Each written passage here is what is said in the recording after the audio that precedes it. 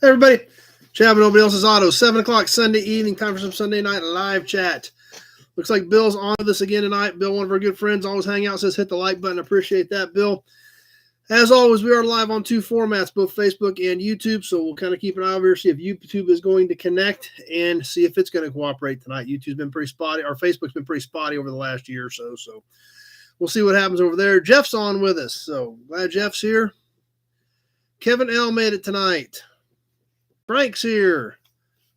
Glad to see it. Always nice to see these familiar names popping on with us. And still surprised that you come back every week, but you do, because you guys are what make this what it is. So we'll give everybody a few more seconds to get their notifications, know that we are on live. We are ready to go. Lee from New York is back with us. Glad you made it, Lee. Pete's on with us. And Rick is on Facebook, so Facebook is doing something tonight. So hopefully that continues. Pure Pontiac's on. Bud made it tonight. So looks like we've got something going on Facebook, so hopefully that's going to work. We're obviously here on YouTube, so a lot of you guys are already jumping on and commenting, ready to go. That's always a good sign. Randy's here with us. We'll give you a Hudson badge to get the night rolling. Right? What about that? You got the Auburn badge ready to go too. Joe from Illinois is on with us. Kenny's here. Dad's on. John Anderson is on. Okay. Mike's here. Wow, still amazes me. All you guys come back week after week. Anthony's on. He's ready to go. But Kevin's here, ready to go. Everybody's ready to go. Everybody's ready for the badges right out of the gate. I got to keep these going because you guys stay on top of me if I don't, which is good because sometimes I get busy. We get into the chat and I space it off. Number one's on with us. Absolutely. You're glad you made it. As always, a little bit of housekeeping before we get too deep into this. Autocorrect, please check your autocorrect before you hit send on your comment. If I can't make your comment out, I will have to skip it. We've been really good about that lately. For a while there, that was getting to be a huge problem where lots of stuff was popping up, P-Dog Jib or something, and I couldn't understand any of it. You guys are doing great about watching that. If you're on the Nobody Show page on Facebook, I cannot see those comments. This is a shared video from the Nobody Else's Auto page. If you want to comment, participate in the auctions, you will need to be on the Nobody Else's Auto Facebook page or the Nobody Show YouTube channel. Those are the only two sets of comments I can see. As always, trolls, you guys are great about taking care of the trolls. I ignore them. They want my attention. Do not pay attention to them. Obviously, by keeping this open, we keep it open to everybody. Obviously, if we have to go subscriber only or membership only, I don't want to exclude anybody. But if the troll situation gets out of hand, that may be what it comes to. But so far, you guys are great about making sure the trolls know that they are not welcome here. So, Barn Designs is here. Jim's on with us. As always, I appreciate your guys' help on that. Throw a share out there. Let your friends know that we're on and ready to go. Leo has been really good about that. Had a bunch of friends on with us a couple weeks ago. So let your friends know that we are on live. Have them jump over and join the chat. So that's right. It's been a while since we've seen you, Martin Designs. Glad you made it back. Jason's on with us, ready to go. Anyway, we've got an exciting night planned tonight. As always, we've got lots of stuff to talk about in open chat. We're going to do a promo model. We've got some cool badges and emblems. The auction boxes are packed, restuffed. Throwing Sparks is on Troll Patrol. All right, way to go. Appreciate that, guys. Ken's on with us. Scott's here with us on Facebook, so glad you guys are making it. Eric's on. Been in the hospital, no problem. Just whenever you get a second, Eric, at least I know what's going on, and I'll note that, so not a problem. Speaking of which, everything is shipped pretty much other than Tweedledee. I got your check yesterday, so your stuff will be going out first week. You got a big box. You got all those hood ornaments coming too, because I needed your shipping address, so you got a big box coming, Tweedledee, so I think everything's caught up except yours because I got it in the mail yesterday. So I'll note yours, Eric, and I think Buchanan's got a couple we're waiting on. Other than that, we're in pretty good shape. So huge thanks to all you guys for making sure we get that taken care of. Or like I said, at least letting me know what's going on. So that's not an issue. Big jobs here. So I think we're in pretty good shape there. Tonight in the auctions, I've got a couple of higher dollar minimum price pieces that I threw in just in case somebody's wants something a little bit better for like a Christmas present for somebody, or maybe a Christmas present for themselves. I don't know. So I'm going to throw a few of those things up there tonight. If nobody's interested, we can always wait till after the first of the year. If it's stuff you guys want for yourself, but I thought, well, we'll mix a couple of other things in. I've got probably the coolest Auburn piece that I've got that we're going to sell. I've got a few other little miscellaneous pieces. Like I said, I've got a few used pieces that we're going to sell. But I've got one more new old stock piece, and it is by far the coolest. So I was going to save it till the very end, but I thought, well, if somebody wants something for Christmas, this is pretty cool. Let's see, big number one. It is -25 up there. So I'm glad I am not in Canada. That's all I got to say about that. So we'll get into some of that when we get to the auctions, because we got a lot of neat stuff to check out there as well. All right, what's been going on this week? Multiple things. There's I hope you guys caught the don't tell Jason that. I hope you guys got the video Friday night on the Ford engine colors. That was a lot of fun to do that video. If you guys missed it, be sure to check that out. Once again, Jim Wicks taught us a ton of stuff about Fords, which always comes in handy. The guy has so much knowledge. That video was a lot of fun to make, and we've got more coming up with him. The Twister cars, some stuff like that. But the Ford engine video I thought was super cool. Brian Dispatch is on. Had treatment today, was tough, took all the good out of me. Well, that's good, Brian. Hopefully the treatment is working and it's going to take care of your problem. You'll get through all that and everything will be better. So we understand if you can't hang out all night tonight. If you want to go up there where it's -25, Bill, that's all up to you. I don't want to have anything to do with that. So anyway,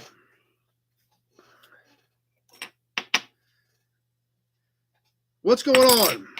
That's some bad going on. But anyway, check out the Ford engine video if you missed that. It was super cool. A week or two ago, somebody asked about the National Road Museum. I did have a Zoom meeting Friday morning on the National Road Museum. We've talked about it, about a month ago when the project started. And just to recap, in case you guys don't remember, it's a museum in Maryland that I'm actually working with a company called Ion Designs. Ruth with Ion Designs contacted me about some artifacts. They're not parts, they're artifacts for a display. So she started asking me some questions, and what she was asking for to me didn't make sense for the chronological story they were trying to tell. So she sent me the mock-up designs, which I thought were completely wrong. And I went over it with her and explained to her why I thought they were wrong. And she's like, oh my gosh, you're completely right, when we started looking at how we needed to tell the story. So got involved in that project. Actually, they kind of brought me on as a consultant to help lay some of this stuff out. I actually wrote the descriptions for part of the display. And then I hadn't heard from her in a few weeks. That's where the question came up a few weeks ago. Alec made it tonight. Hang in there, Alec. We'll get through it. It'll all be good. Tim's on with us. That one of the board members was sick, and one of the board meetings got canceled. But they are back on track. Like I said, we had a Zoom meeting yesterday morning, and they actually got approval for everything that we had done. So I need to start getting the parts gathered up that they want, artifacts that they need for the display, which I've got most of in stock. There's one or two things I'm going to have to source. But for the most part, I've got everything here. I just got to start rounding it up and getting it ready for them. But like I said, whole different aspect of the collector car world that I've never been involved with before. So Daniel from Kingman, Arizona is on. But you'll want to hang out for the auctions tonight, Alec. We got some super cool stuff in there. You don't want to miss that. But obviously, like I said, I've done a lot of different things in the car world, obviously from doing YouTube and hanging out with you guys to buying cars, working on cars, selling parts, digging stuff out of barns, all different kinds of aspects. Working on the museum display, something totally different to me, totally out of my wheelhouse, but very interesting. And obviously, we've all been to museums and looked at displays, especially with us being car people, and said, that doesn't go there. That doesn't work right there. That's not right. There we go. And that's what I we hope that we hopefully avoided with this project. But we'll see. Like I said, it's definitely different. It's definitely neat. Like, I've been doing a lot of writing for Old Cars Weekly and things like that. So writing the descriptions and stuff wasn't a big deal to me, but definitely a whole different aspect than I've ever looked at. I'm used to people calling me and saying, I need a part for this car. I need this taillight for this car.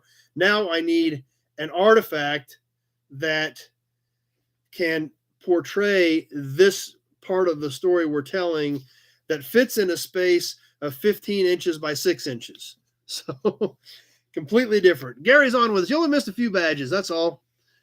I try to get most of those 25 hours in, though, number one. So the museum is actually located in Maryland. It's not open yet. It is in process of they're, like I said, we're literally working on the displays right now. But I'm working with the designer. Ion Designs is who I'm working with on this part of it, because the National Road actually goes back to the 1800s, back to horse and buggy days. I'm working on the vehicle side of it, basically turn of the century, brass era up to the late 50s. Guy with the car guy's on with us. Reason being, in the mid-50s, Eisenhower signed into law the interstate highway system, and the National Road actually didn't cease to exist, but its importance diminished dramatically because of the interstate highway system. But this National Road Museum was actually what they called the National Road at that point was the first federally funded highway in the United States. So that's why it's like this, or that's why what they're trying to portray. But it's in Maryland. Boonesboro, Maryland is where the National Road Museum is actually going to be located. But like I said, it's just different that I'm not looking for a trunk handle for a 52 Buick. I'm looking for a piece from this era. What I'm working with now is a piece from the late 40s, early 50s era that fits into this time period and fits into a 15 by 6 space that we can tie into the story with these graphics that we have at this point in the display. So takes a little thinking on some of that to kind of think about what is going to tell that part of the story. But that's what's been fun about it. A whole different deal than what I've ever been used to dealing in the car world. Just a different aspect, but it's fun. Maybe I'll have another opportunity to work on some more again sometime, because it is fun. Like I said, we've all been to a museum and said, that ain't supposed to be there. Hopefully I can help avoid some of that in some future presentations at some point. Who knows?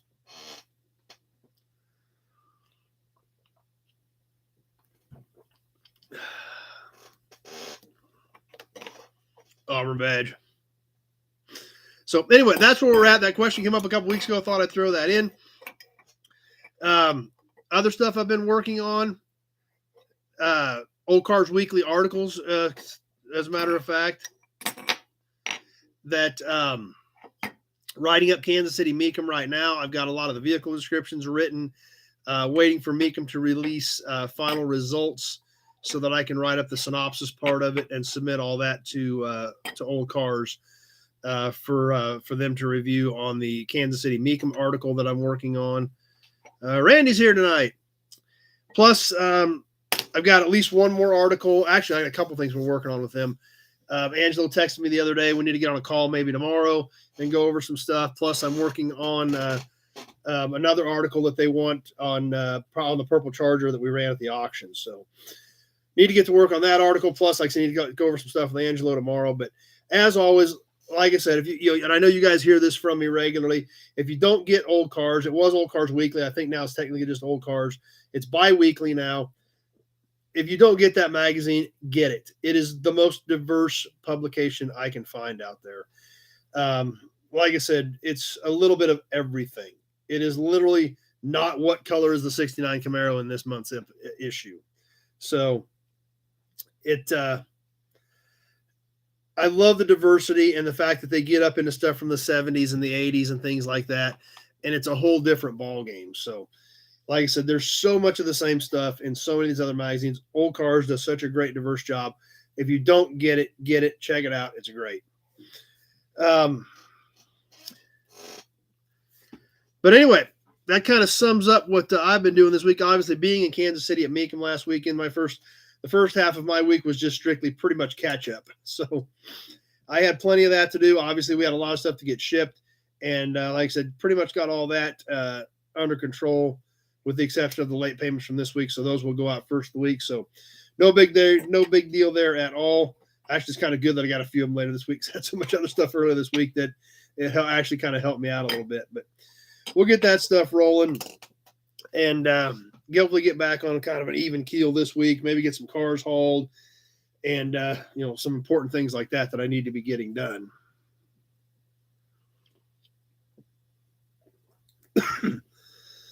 One other thing I wanted to bring up real quick is, once again, as we come up on the end of the year, we talked about this last year. I would like your feedback on what we're doing. Steel Ponies, Jeff Taylor made it.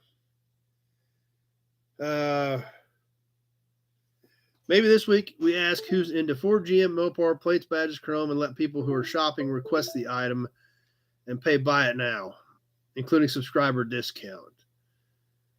That's a possibility. It'd be a little confusing. That'd take a little work to kind of to nail down or map out. But anyway, like I said, at this point in the year, like we did last year, I want your guys' feedback. I'm real curious as to what you guys think. If we're on the right path here, if there's things we need to be doing differently, if there's things we can do better, if there's things that we should drop, things we should add. I'm just curious as to what your guys' thought process is on how things are going into the future, as we get ready to look at 2023. We've got a great group on here. One thing that we're not doing is growing. We're not bringing more people in. We're usually 50, 60 people solidly, sometimes a few more than that, but we're not growing beyond that. And if there's stuff we can do different, I'm all ears.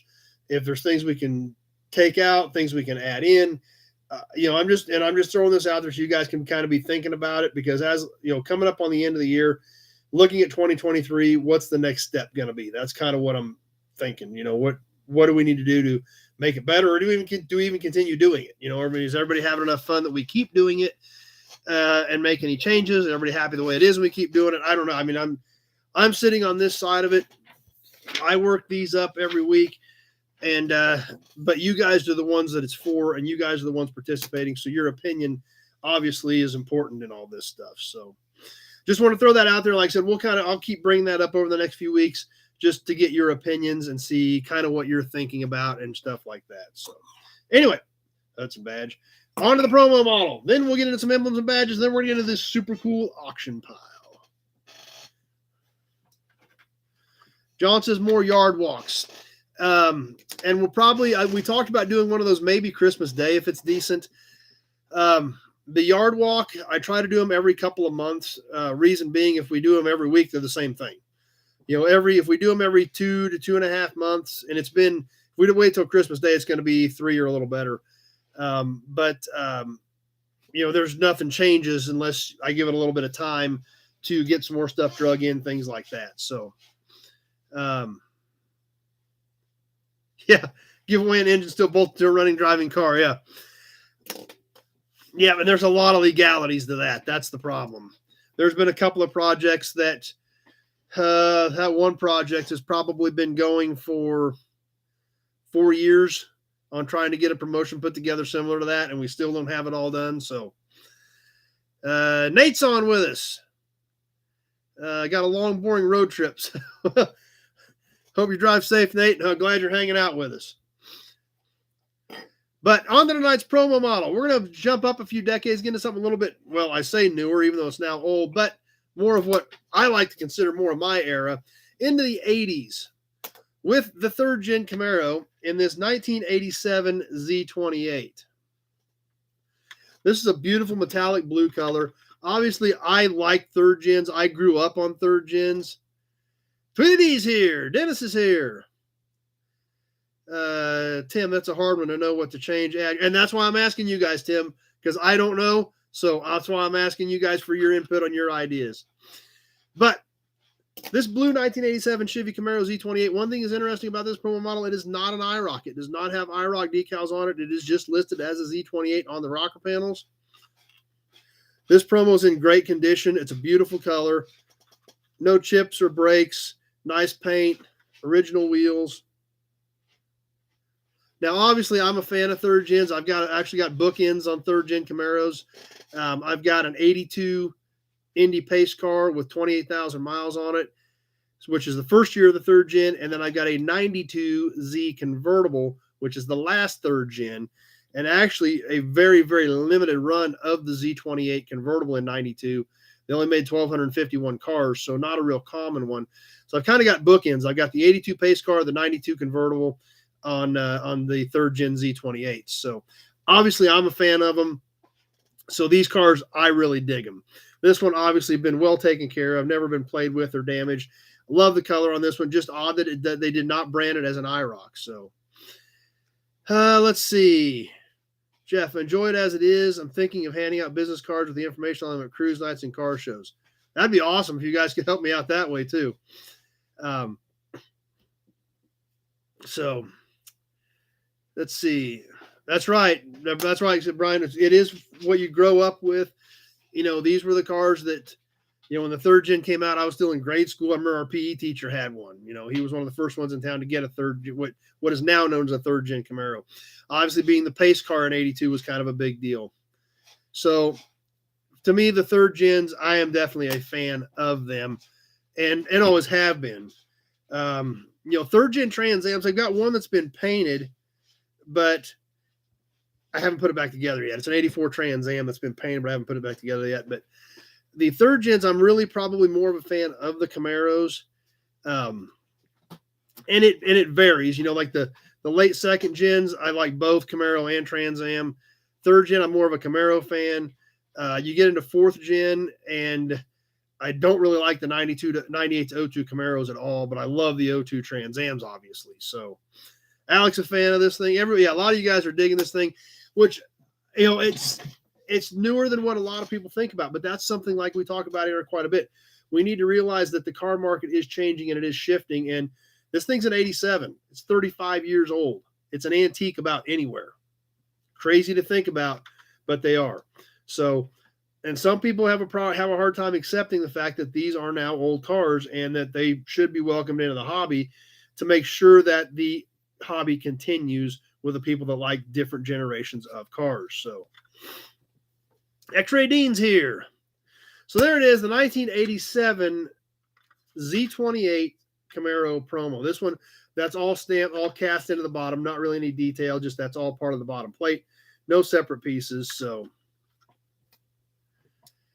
Jeff, I like the third gen Camaro. Have you ever driven a 4-cylinder Camaro or Firebird? I've never driven one. I've heard of them. I knew they existed. I doubt they went very far very quick, but yes, I have heard of the 4-cylinder third gen F bodies. Tweet the D had an 88 Firebird with 305. John, where are nobody's t-shirts more? Guys ask. I appreciate that too. That's a great idea, John. I appreciate that too. All the help and support from you guys is great. Eric actually had a Z in the same color, so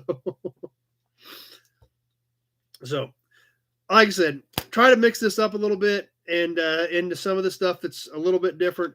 But obviously, I'm a fan of them, so I've got a lot of these. Well, I don't want to do them all at the same time. We'll work in some different years, different colors on some of this 80s stuff, and even some of the 90s stuff too is pretty cool. So glad you guys enjoyed it. Glad you guys had great feedback to it, because there again, some people would say that car's from the 80s is not an old car anymore. It's not an old car, but it actually is. So, do you know that Buick and Olds either wanted or were going to get their own notchback F bodies with trunk lids?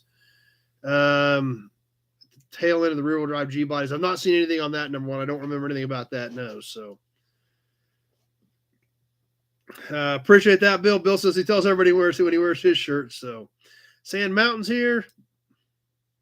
Glad you guys are hanging out.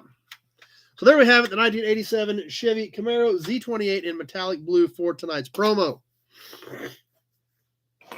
Time for badges. Oh, wrong badge. That's for you guys. We'll get some more badges. So,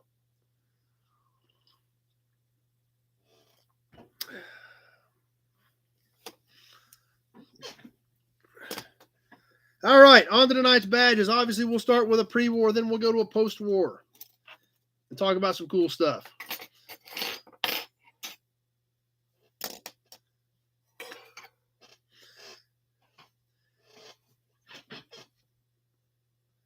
Props to surviving 80s cars. The metal was made to rust away. Well, as always, we'll start off with something early, pre-war, then we'll move up post-war. And tonight we're going to start off with a Mopar badge. This one's a little bit rough. It's tweaked a little bit, but according to one of my favorite websites, American Auto Emblems, it is a very rare and scarce emblem. It was only used for a little over a year. John finally found a fender for his Rambler. Nice. I'm glad you got a hold of that. But this badge, this super cool Mopar badge, like I said, this one's a little bit rough, but according to American Auto Emblems, it is a fairly scarce badge. And it is the 1931 into 32 Dodge Series 6 badge. Winged badge. Blue background. Obviously has the Dodge Star of David in the middle of it. Dodge Brothers above and below it. Nice big winged badge on this piece. This is actually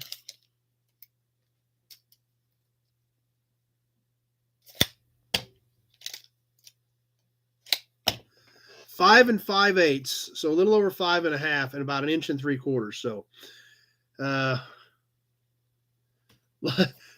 lot of people like this one. Yeah, this is a cool piece. And I hope you guys can make it out because this is going to be really tough to see. Bill Disk made it tonight. And I don't know if you can see it in the camera or not, but if you can make it out and you look down in these feathers, they actually have the little the little lines in them, just like a feather would. I don't know if it's going to be able to make it out on your screen or not, but if you can look down in these, you can actually see the lines of the feathers in them. So, no, this was not an auction badge. This is a keeper. 31 and 32 Series 6 is what this badge was. And there's everybody loves this. Yeah, this thing is pretty cool. It's like a scroll of people that love this badge. And even Alec on Facebook, same way. This was a stud mount badge. It had a slight V to it. It is tweaked a little bit over here. The blue was enamel, as well as the Star of David colors, the light green or light blue or whatever. Black around the Dodge Brothers. Obviously, at some point, originally these wings would have been, more polished. Obviously, this thing being 90 years old, it's showing a little bit of age to it. But it's a neat piece. So, Alex, I got your check too. So your badge is on the way as well. So, it's a neat deal. It's a cool piece. 31 and into 32 Dodge Series 6 is what this badge was. And that's right, Randy. It is craftsmanship. That's, like I said, I don't know if you guys can make them out or not. I can see them, but boy, when you start literally see the little lines in the feathers on these things, it's pretty amazing what they went through to make these. But there again, a lot of these cars did not have a lot of design features yet in the early 30s. You had to have something that stood out to denote the vehicle. So, but there it is, the 1931-32 Dodge Series 6 badge for tonight's pre-war badge. That's right, Kenny. If we look that good at 90, we're all doing good. That's a good point. Now, as you guys know, I bought some Studebaker parts a while back. We've been checking out a lot of cool Studebaker emblems. And guess what? We're still not done. We've got one now, and I've got at least 3 more that are super, super cool. Randy said he could see the feathers. Perfect. So that's right. Too bad we lost all that craftsmanship. Depends on what kind of 63 Pontiac badges you need, Sand Mountain. Actually, I don't have any full-size 63s in stock. I don't have any 63s in stock. No Tempest or full-size in 63. I got parts off of some, but I don't have any cars here. It just depends on what you need. But the Studebaker stuff, as I said, we've got some super cool stuff coming. And I really don't think we've quite got to the coolest stuff yet. But we've seen a lot of cool stuff. 63 Star Chief. Okay, yeah, it just depends on what you need. So that's right, Gary. When the auto manufacturers actually did care about what they were putting out. But digging in the Studebaker boxes, obviously we saw this badge a while back, the new old stock gold President badge. Well, we've got another President badge to check out tonight. A spear trunk emblem for a 63. I don't think I've got any of those Sand Mountain. I don't think I have any of those at all. But this is another President badge for the 1955 Studebaker President. I think this was 56. This was 55. I don't have any Hawk badges. There's some Hawk parts in there, but no Hawk badges. I don't know what I've got for 63. I'd have to go through Dad's shelves, Sand Mountain, with 2,000 cars. And I've got 6 buildings full of cars and parts. Dad's got 6 more buildings full of cars and parts. So just have to see what all you needed and see if we had something in stock. But obviously this 55, this went on the quarter panel. It is heavier than this 56 President. It is shorter. We can compare length right here. They are both gold. This one is not new. The gold does show a little bit of wear on it. It is a little thicker badge, though, than what the 56 one was. This President is 9 inches long, and the P at the tallest point is 1 3/8 inches. By comparison, the 56 was 10 3/4. So this one's a couple of inches longer, but about the same height. But there again, still a very, and obviously when you look at the block lettering and the fonts on this, a very formal looking President badge that they used in 55 on the Studebaker. So kind of a neat piece. Obviously, it's really cool to be able to compare and contrast to this one, which I believe was 56, on the different President badges for Studebaker in the mid-50s. Not very common cars, not something you see very often. So I thought these were kind of cool to be able to compare and contrast, talk about the Studebaker President. Again, like I said, we've talked about it in the past. We've had some, when we did this emblem. I've got some more cool, super cool Studebaker stuff coming out of this collection for the badges and emblems. But that's what I thought we would check out tonight for the post-war badge, the very formal looking President for the 55. So Rusty's here with us. John likes the 55. So kind of neat, kind of different. But there again, that's why they did different things back then. They shook it up a little bit. They changed it. So they changed some stuff every year just because it was all about style and design and catching the public's eye. So that's what we've got for tonight. The 3132 Dodge Brothers Super Series 6 and the 1955 Studebaker President.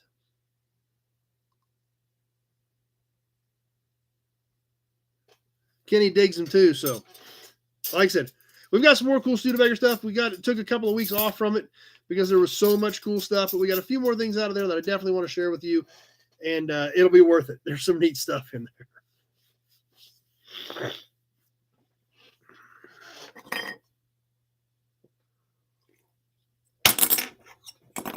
All right. Tweely D likes them. How about auction time? We're ready to do some auction time stuff.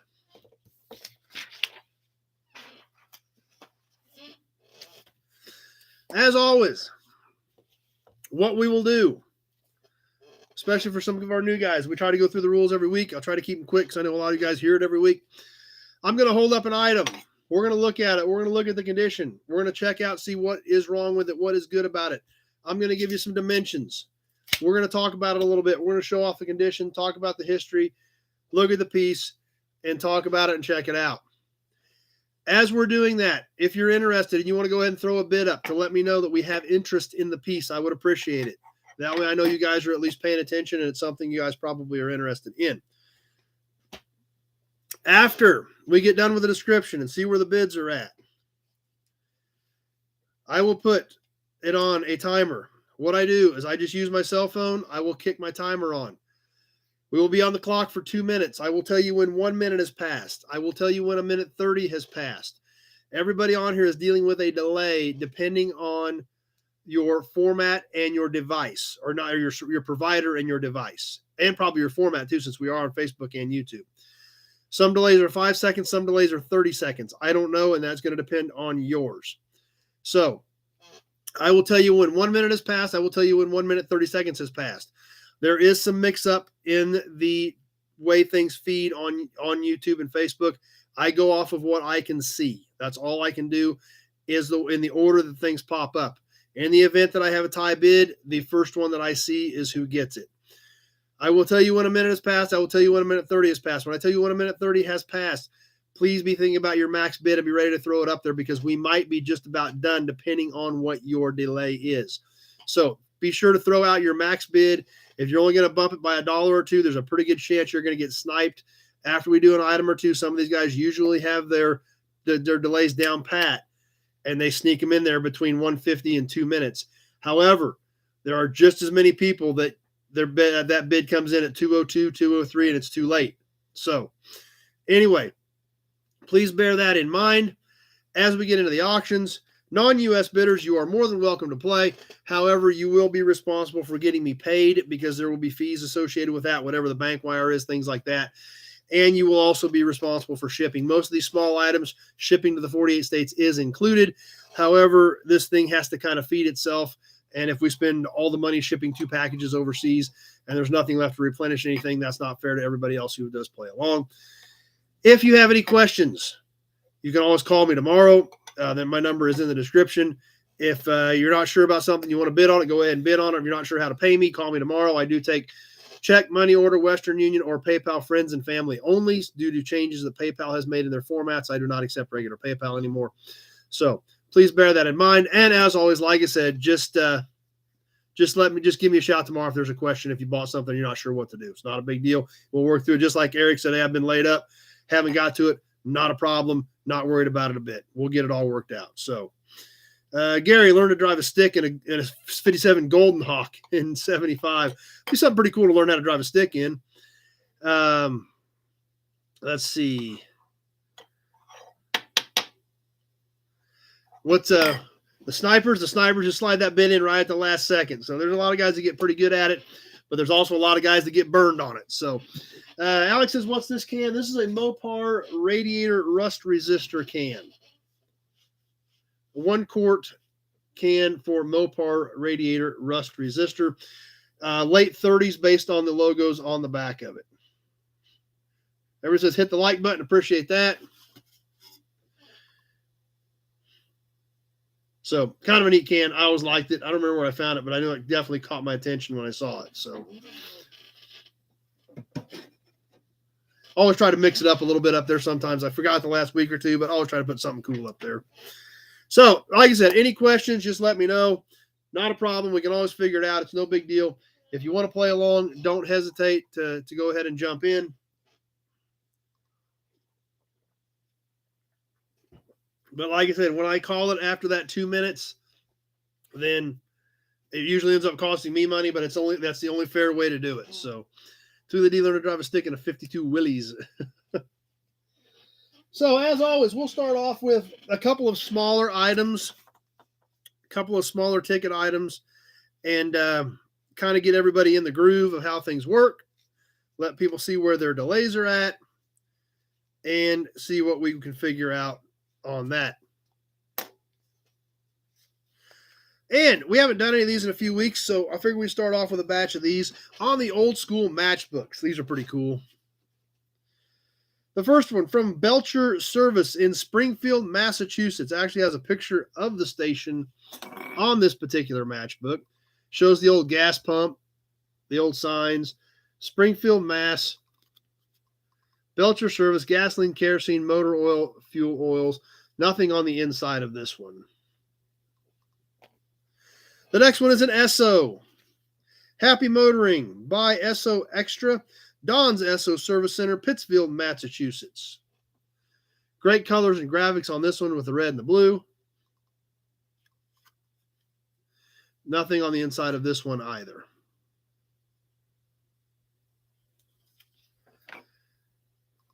David, the 55 President was based on the coupe. The 56 President was based on the larger sedan. And now that you say that, I remember that makes sense what I'm seeing on picture, but you're exactly right, David. That is totally right. Alec is starting us off at 10, and we haven't even gotten to the last one for Arnold's Super Service on the other side of the country in Fresno, California. This one is super cool as well for Arnold's Super Service with the old gas pump on them. Once again, nothing on the inside of this one, but great graphics on Arnold's Service matchbook. Obviously, probably 30s era. All 3 matchbooks, 1 bid. Alec is starting us off at 10 on these pieces. We'll get it on the timer. We are live. I'm going to make my notes. I've got Alec at 10.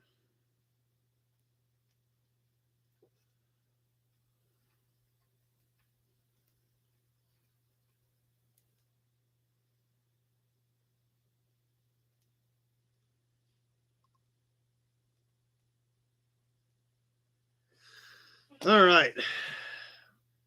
I'm all caught up. Let's see. Do they still make matchbooks? I think they still do. You just don't see them very often, but I think you can still get books of matches. Not near as common as they used to be. That's for sure. John, I learned to stick driving my drunk dad home from the bar at 13 in their Corvair. Okay, I guess that's one way to do it. And we're coming up on the 1 minute mark. Alec at 10 on the matchbooks. And 1 minute has now passed. I've got Alec at 10. Like I said, we'll start off. We got to know one more, some smaller stuff. That's for sure, Pete. If you do find today, they are not anything like these. With the colors and the artwork, absolutely nothing at all like these. And 1:20 has now passed. I don't know. Alec may walk out here with these for $10. Who knows? As we hit the 1:30 mark, this is it. We're done. We're at 1 minute, 30 seconds.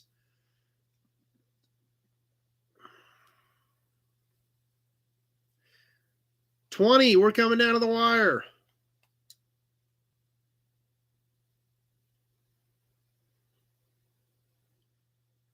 $10.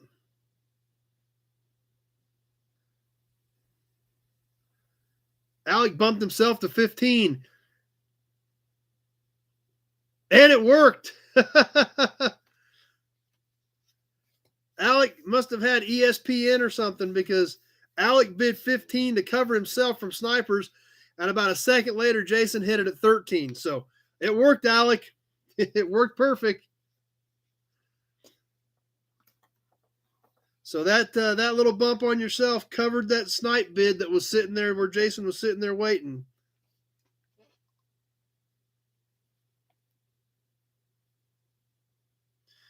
So glad you got something tonight right out of the gate, Alec. You've had a rough couple of weeks, so congratulations.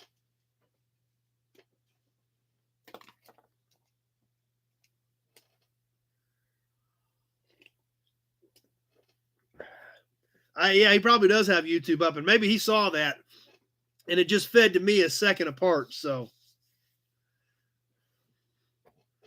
all right, let's do something else. Something else that's kind of smaller, but still really cool. We haven't done any of these, and I came up with some. Actually, I came up with some today. I bought a couple of handfuls today that are kind of neat. So we're going to do a few of these tonight. There again, not high dollar stuff. Kind of get things rolling, see what's cooking.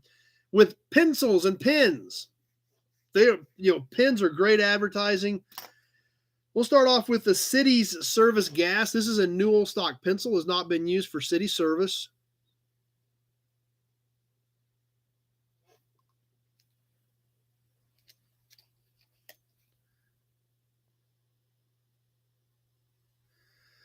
We've also got the Boev Service Station pen.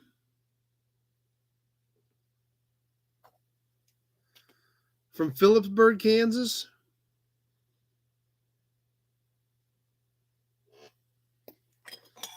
You guys are getting thirsty. Ford Industrial Power Products from Eustis, Nebraska.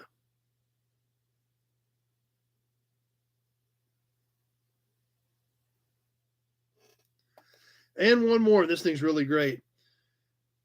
Mid-America Equipment. I don't know if they work or not. I never tried. Like I said, I just got a couple of handfuls of them today. I grabbed a few cool ones for tonight. IH.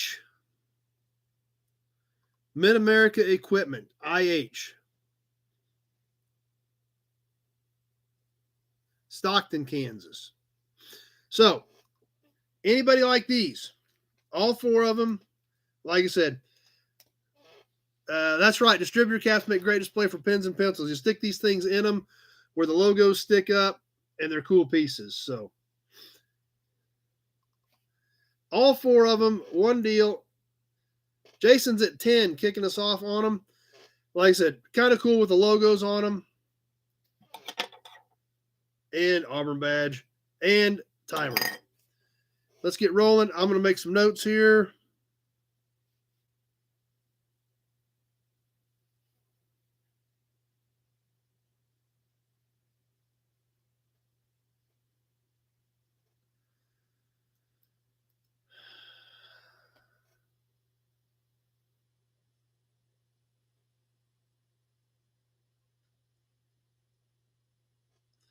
All right.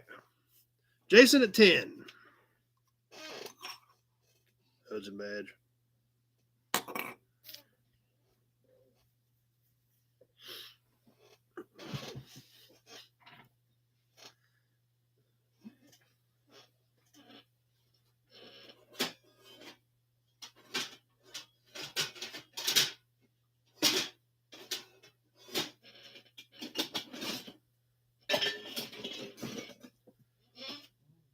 As we come up with the 1 minute mark, Jason at 10. John has a bunch of little pocket screwdrivers that his dad had. He collected. Yeah, and there again, that was all advertising back in the day. So it's exactly what these are. They're cool to find with the logos on. I really like the IH logo one. 120 has passed. Coming up on the minute 30 mark. Alec at 10, or not Alec, Jason at 10. Just kind of sitting there hanging out as we hit the minute 30 mark.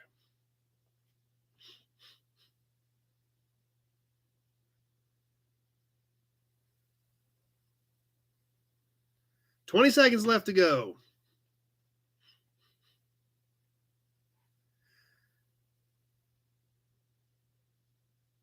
10. It's like Jason's going to sneak out of here with these.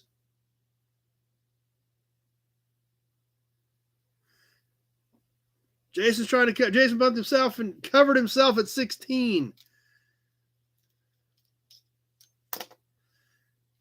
Tim was at 17, just a hair too late. So we'll get those to Jason at 16.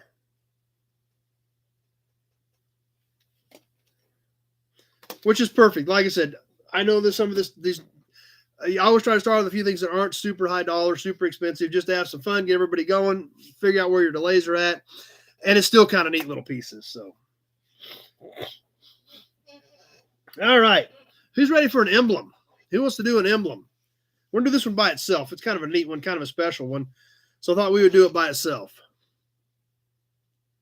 Tim said his timing isn't dialed in yet. That's why we play with a few things to start off with.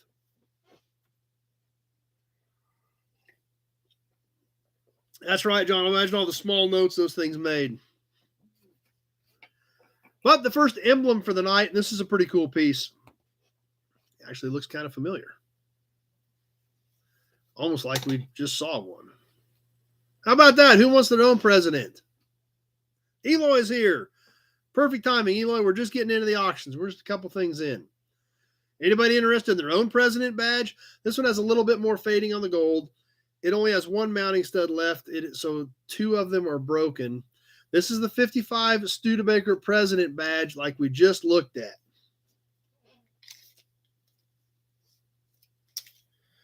Nine inches by 1 3/8. 9 inch and 3/8.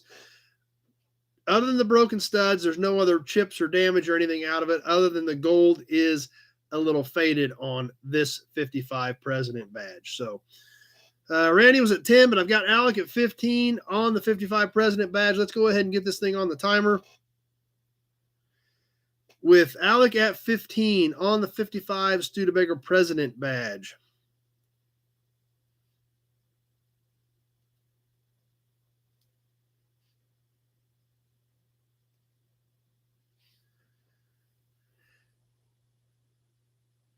All right. Alec at 15. Like I said, other than the gold is faded, this thing still looks pretty good. It's not pitted up. It's not broke. Just a couple of the studs are missing.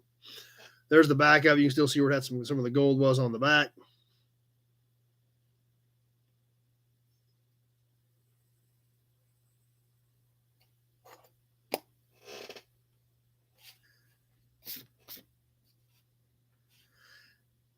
As we're coming up on the 1 minute mark, Alec at 15. As we hit the 1 minute mark on this badge, she's over on the other chair sleeping. Right, Dum Dum? Great kitty. She don't care. She's out like a light. Alec at 15.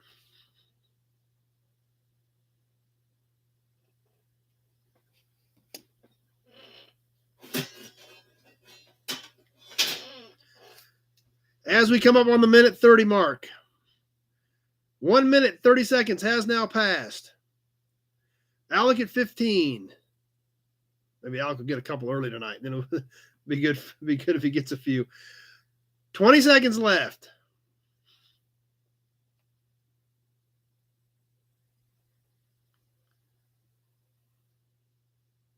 10.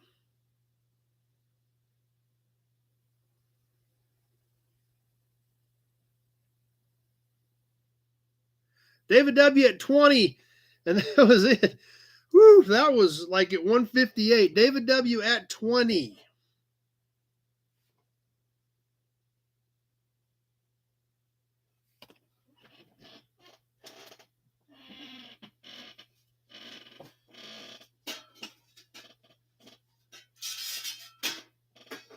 How about a license plate? Another nice looking plate with good colors.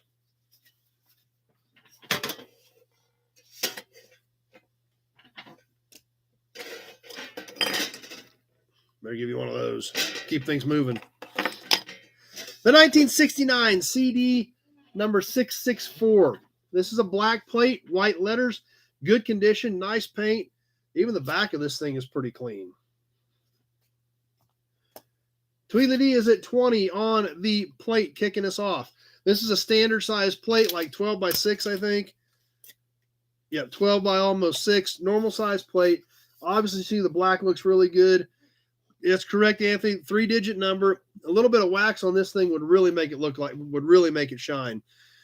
So there it is. CD, Cloud County, 664, 1969, black, white letters on this plate. Let's go ahead and get this thing on the timer. Tweedledee at 20 on the 1969 Kansas plate.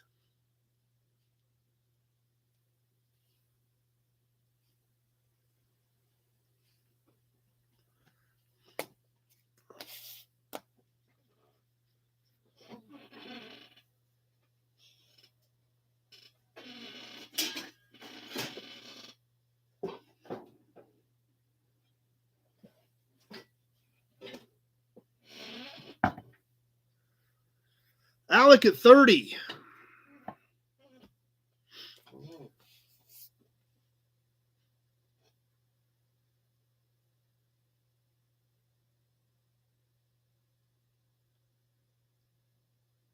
Highlanders here.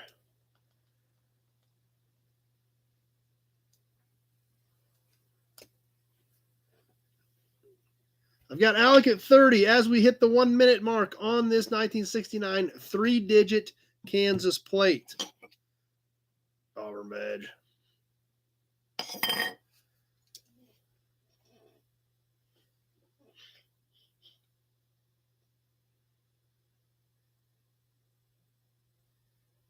A minute 20 has passed. Alec at 30.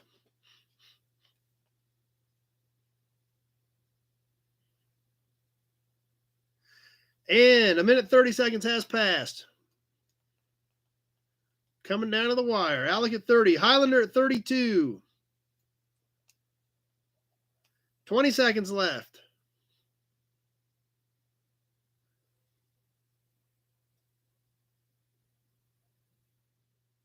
$10. Tweedledee at 35.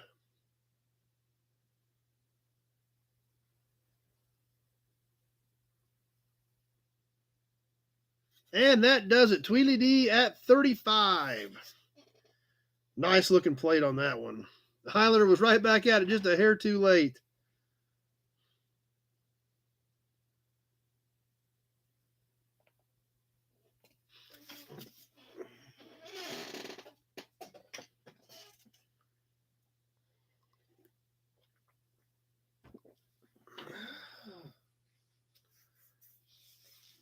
How about a can? We haven't done a can yet tonight. A nice, super cool old metal can, probably 60s era. It is new, so it is full, so I will have to drain it. We'll give you an Auburn badge.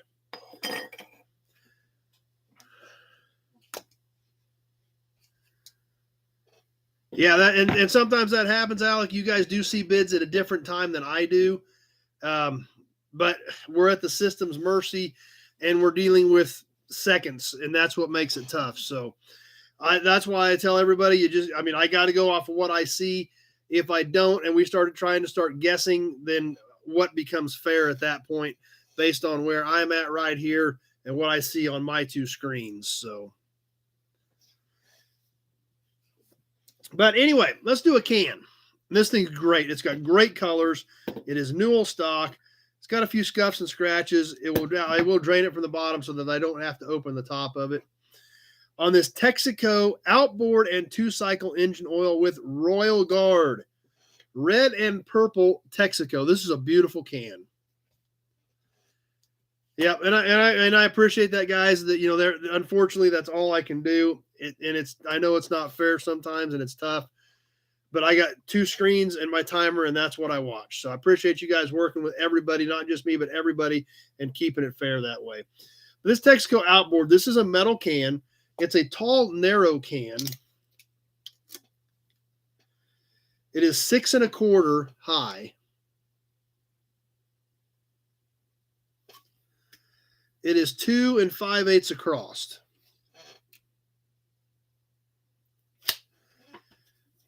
Yes, it does have a barcode. So it is probably 80s. So yeah. So it's probably early 80s. But it is metal. That's kind of what threw me off.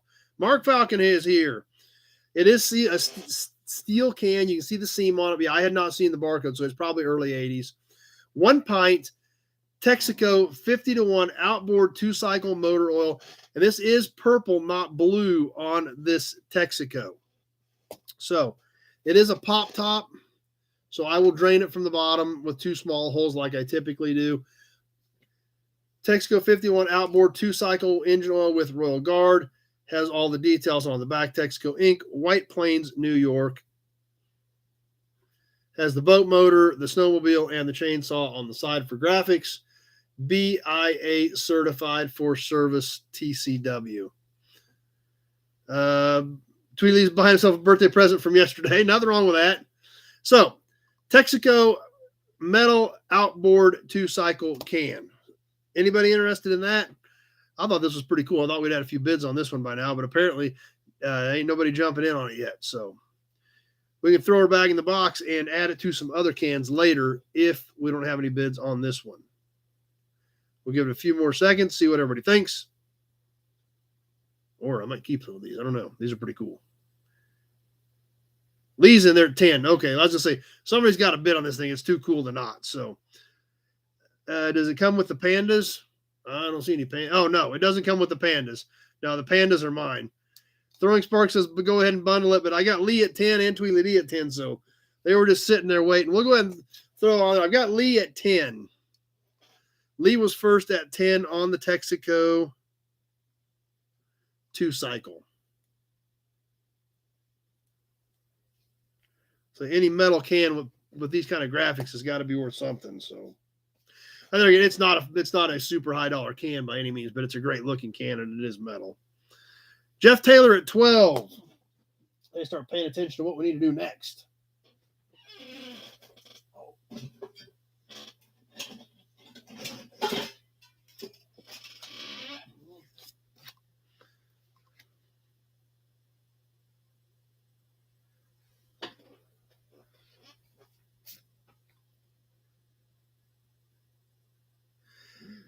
Jeff Taylor at 12 as we work up to the 1 minute mark on the Texaco can. And 1 minute has now passed.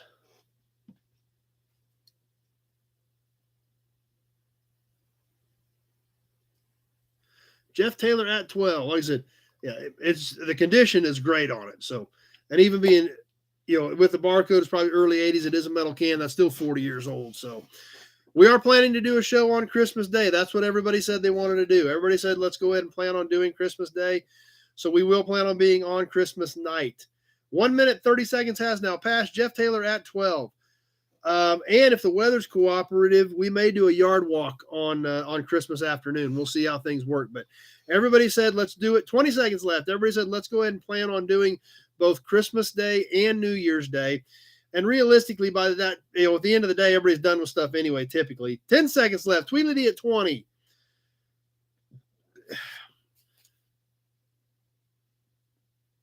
just about done, and that does it. Tweedly D at 20. That's still well worth that. That's a cool can.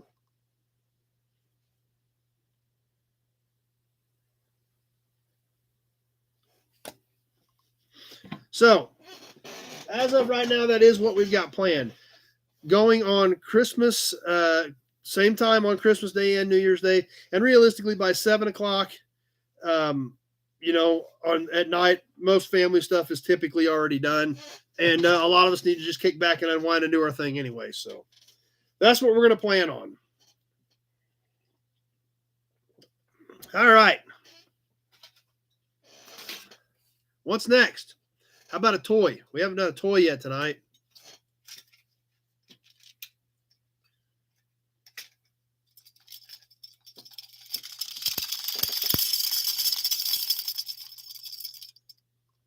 How about a toy?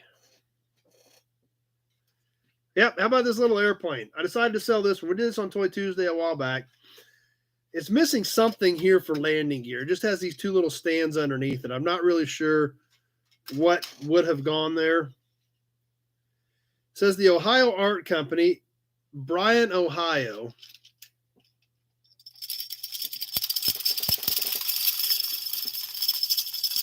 I think it's pretty cool. A neat piece. Is it a pain to have a cab or front half of a truck shipped? A cab has to be shipped by a transporter. Same thing as picking up a car. So you can't ship them LTL. I've checked into it. Shipping a cab LTL means it's got to be crated, but then so you'd have to buy the lumber, have a handyman build a crate, and then the freight is still almost as much as just putting on a transport anyway. I would imagine it had some sort of wheels here, but there was nothing on it when I got it, so I'm not sure. Randy says that's who made the Etch-a-Sketch, was the Ohio Art Company. This does have great colors and great graphics on it. It does have a mechanism here for whatever this is, that friction deal that makes the propeller turn, but it doesn't turn on its own. You got to kind of start it. It is a wingspan of 9.5 across the wings.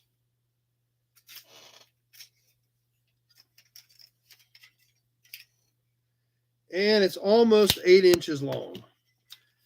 It says Sea Patrol on the sides. It has exhaust headers over here.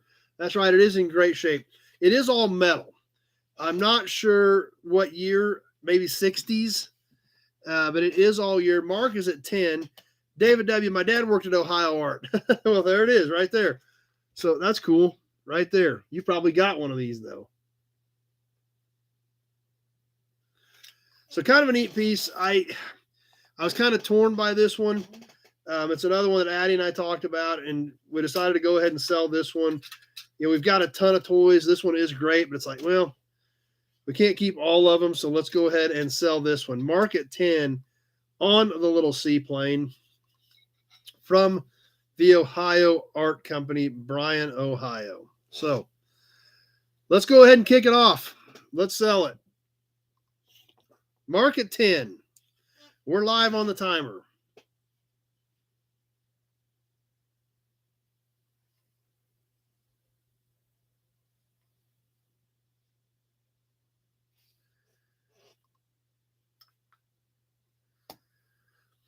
That's true, Kenny. Maybe it may have had like pods on it. Instead of Sea Patrol, it may have had like a pod under here instead of wheels. That's another good thought, too.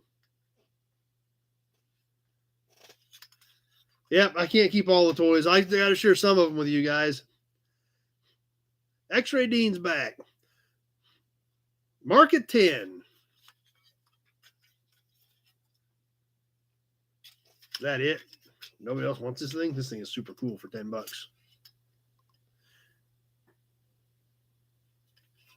As we come up on the 1 minute mark,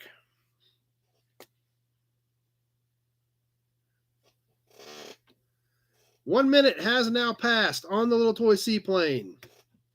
Mark at 10.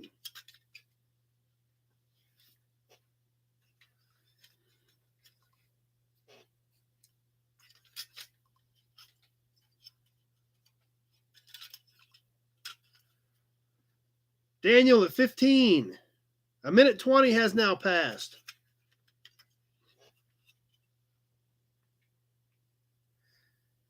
And we've now hit a minute 30. 30 seconds left on this one, which means by the time you see this, it's going to be just about done. Mark at 17. Breaking out the toys from my bag. Yep. Mark at 17. 20 seconds left to go. Eloy at 18.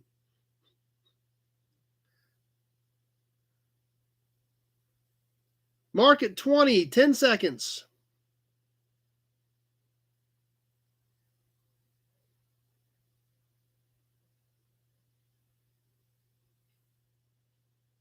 And that does it. Mark at 20.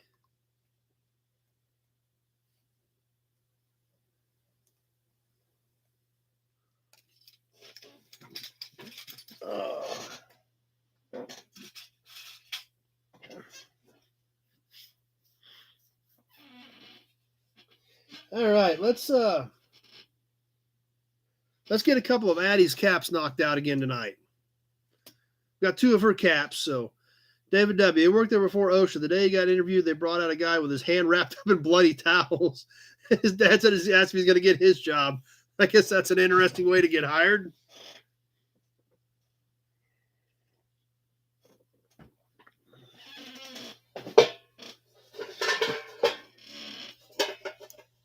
I've got two of Addie's caps tonight, two caps out of her collection. We'll do both of those right now. One at a time, but we'll do them back to back.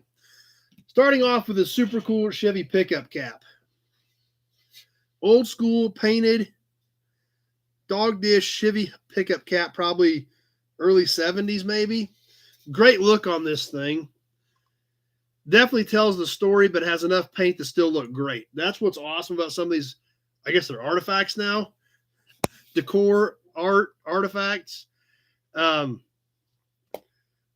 The stuff that tells the story, like we've talked about, some of this stuff, a lot of these emblems and badges you can buy new, but this looks great. It's an original. You can tell it's an original. It tells a story. You can see all these chips from going down the roads when it was out working. Some surface rust on the back, but not bad. It's not rusted out or anything. Yellow bow tie in the center of this one. That's right. Or a hat or a lug nut holder, all kinds of different things. Eric says they look like the ones on his 73. So right into that early 70s era. On the Chevy pickup hubcap, this cap is 10 3/4. 10 3/4 across on this one. It does have a little bit of depth to it. Yeah, early square bodies that Ryan and Amy are saying. So cool looking cap on this one, or cat food dish. Yep, a lot of them get used for that. Bill's starting us off at 10 on the early 70s era Chevy pickup cap. X-ray at 12. Randy had him on his 75 Chevy van. X-ray at 12. Let's go ahead and get this thing rolling on the Chevy pickup hubcap.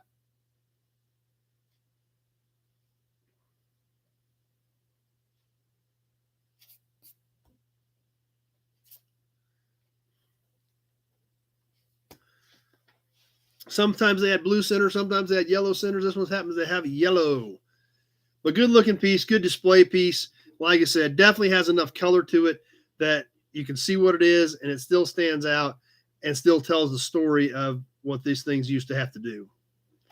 We are live on the timer on this one. X-ray at 12 on the little Chevy truck cap.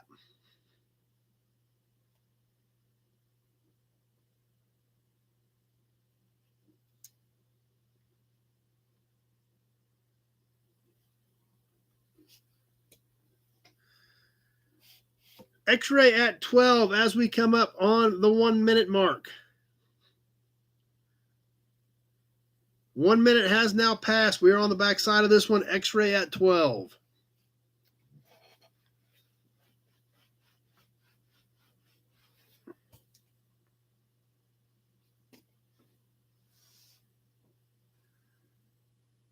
Alec at 15.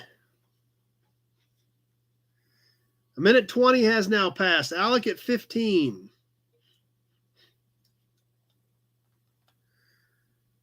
And a minute 30 has passed. 30 seconds left. Alec at 15 on the Chevy truck hubcap.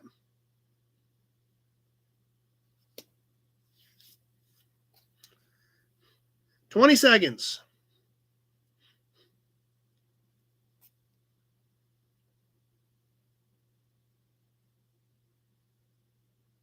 10.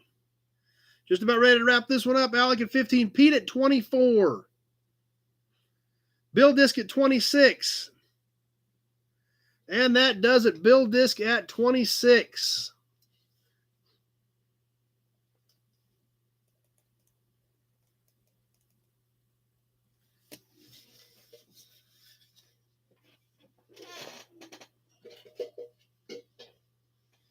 All right, we got one more of Addie's Chevy caps. We'll just go ahead and do that real quick as well. This one is in the, I think, late 60s. I think this was Carr. This is a pretty unique looking cap. It's got a great shine to it. That's right. It was boom, boom, right there at the end. That's what happened. But this is a sharp looking cap with some cool kind of ornamental edges to it.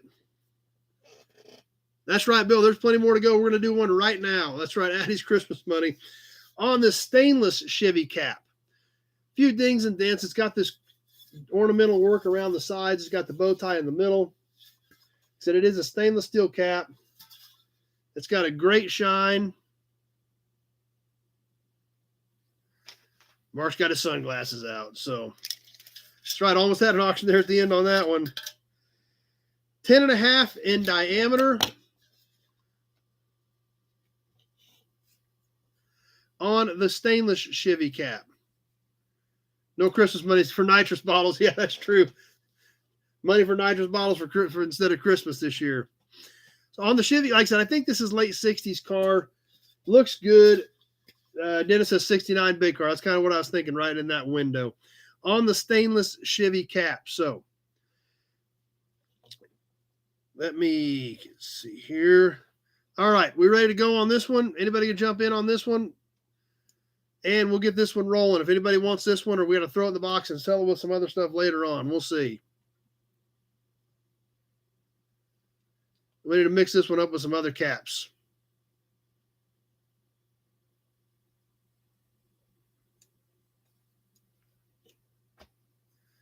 Well, we'll mix this one up with some other stuff later on then.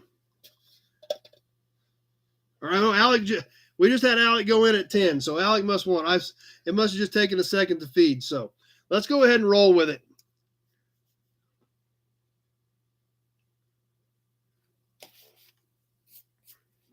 Alec at 10.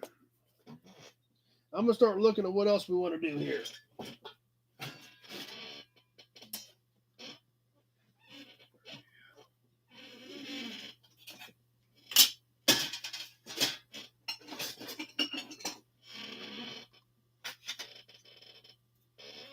David needs more wall space, yeah.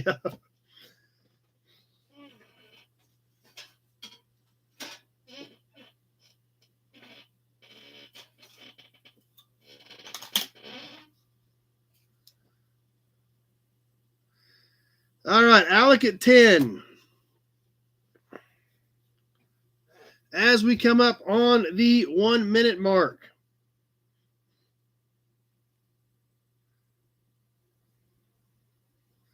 One minute has passed. That's right, Mike. It would be perfect for a clock, actually. You could actually incorporate some of these markings in with a clock. So, Alec at 10. You guys are getting thirsty. Sorry about that.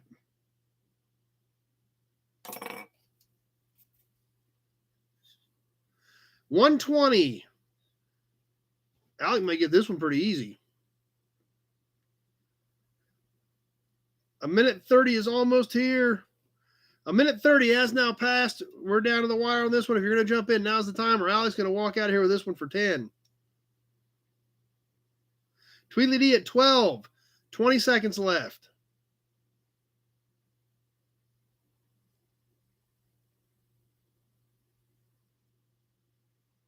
10.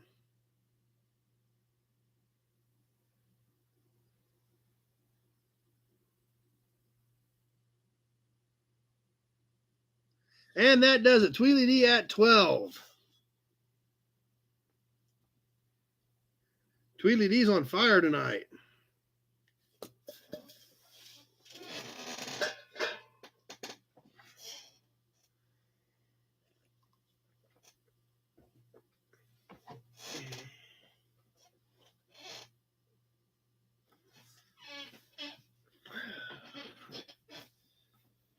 right. Let's see. I want to show you guys something. You tell me if you guys dig it or not. It's been laying around here a little bit, and I'm just trying to figure out what to do with it. I'm going to show it to you. You guys tell me if you're. Oh, Alec came back at 14.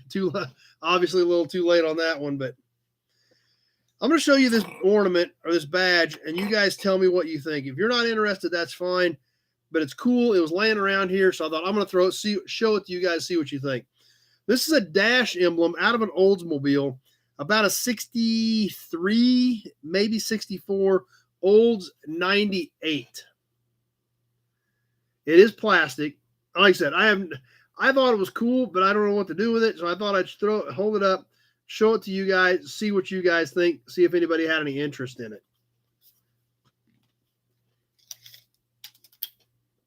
It's about 13 inches long.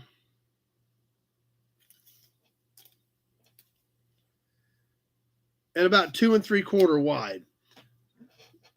So, like I said, I just think it's cool, but I don't know what to do with it. So I thought I'd see if you guys had any ideas for it. Randy says it is 63. Okay, that's what I was thinking. So, you guys tell me if there's not interest in it. I perfectly understand it. Just something kind of it was on the dash. It was right like on the passenger side of the dash above the glove box. In that area is kind of where it would go. So this is totally up to you guys. It's something that's been laying around. I thought, what the heck? I'm going to see if you guys are interested in it. If not, I'll throw it back in my emblems boxes and figure out something to do with it at some point. But it's a neat looking piece. So I thought I'd give you guys a shot at it and see what you thought.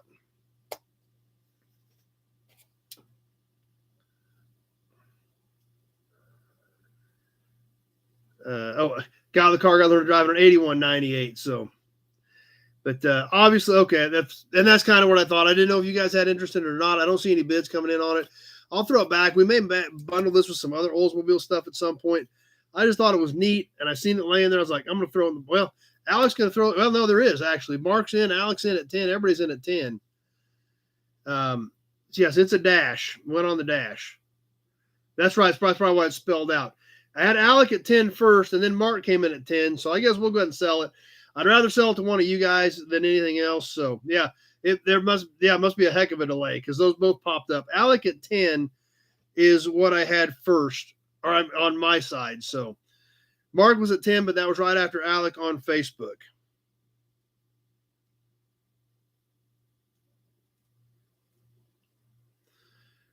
Okay, Mark's at 12 then. Yeah, screen door push. There you go. Mount it on your screen door push. Another emblem to drink to. Well, we can give you that one for sure. Mark at 12.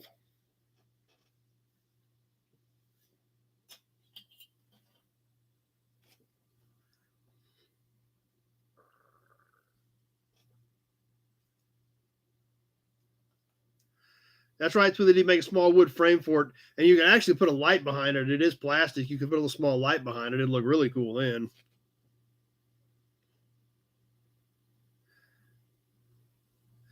Alec at 14. As we hit the 1 minute mark, Mike had a 63.98. Alec at 14.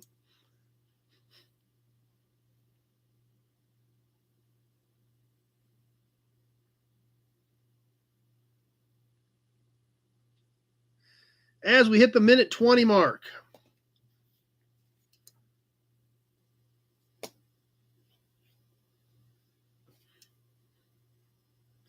And 1 minute, 30 seconds has passed. We are on the back side of this thing.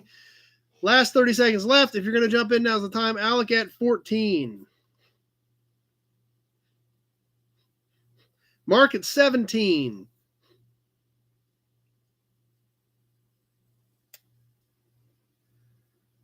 $10.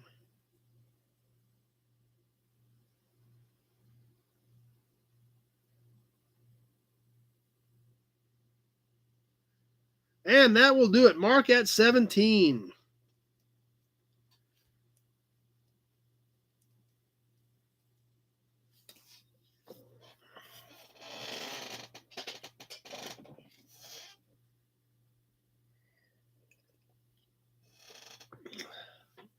All right. I got something that is super cool. And it's obviously it's going to have a minimum on it because it's a sign, and I hate selling signs anyway. but it is a duplicate sign. This is one of the pieces that I sat out that if you're Christmas shopping for somebody, wanted something unique, wanted something cool, this is kind of what this is. It's not huge. It's a great display piece. And we'll give you a Hudson badge to think about it. You've seen it before because we gave one away earlier this year, a few months ago. I have an extra one. I've got one on the wall, and I thought, well, if, like I said, this is going to have to bring a minimum, but it's a great piece and it's well worth it. Who remembers the Delco sign that we raffled off a few months back? Yes, I have one more that I will sell. This is pretty comparable to the one we gave away. It's got a few scratches in it. If you see right down here, it's got a scratch. It's got a scratch up here. It is single-sided painted metal. These were a battery rack sign. I think that's how I ended up with two of them when I got this last batch, because there was one on each side. That's right, Big Job got the last one. I think these were on a battery rack, like one on each end. So I had two of them. I already had one on my wall.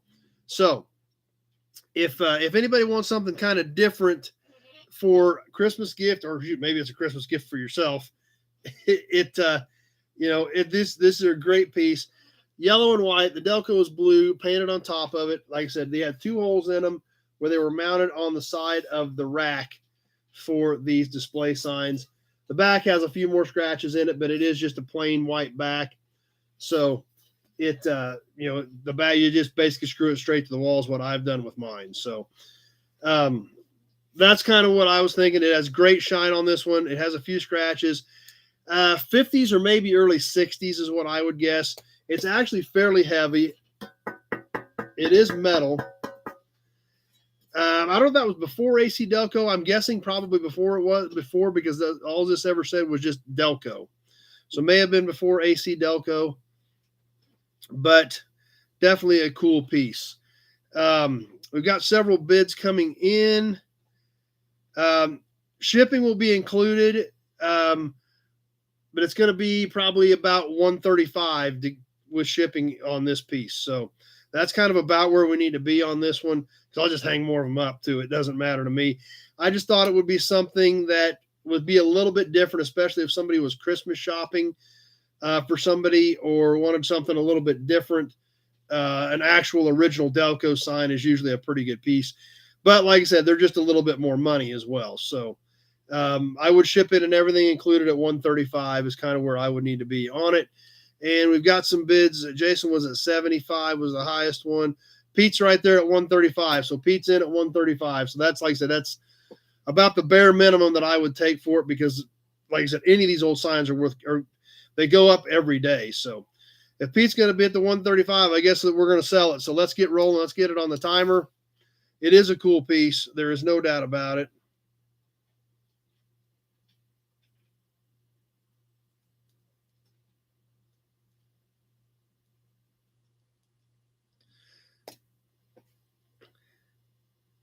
And with the gloss, I mean, I don't know if you guys can kind of see, if we can catch the light just right, you guys can catch the gloss on this thing. Even though it does have some age to it, some scratches, it is still nice and shiny. So Pete's going to do the 135. That's basically our opening bid on it, and that does include shipping, and it is have a little bit of weight to it. Let me give you the dimensions on this thing real quick.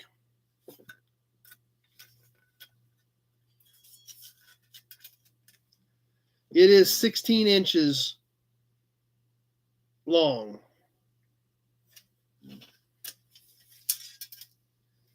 And it is almost 8 inches high. Well, my tape will cooperate. 1 minute has now passed. We've hit the 1 minute mark.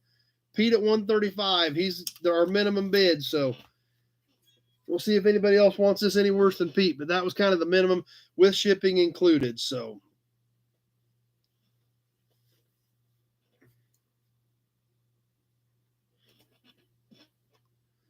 $120 has passed, coming up on that minute 30 mark. And a minute 30 has passed. We are at the backside of this thing. If you're going to jump in, now's the time. We're coming down to the wire on this. Pete at the 135 opening bid. 20 seconds left. Big Jump says, right, they are heavy. They are a heavy sign, so.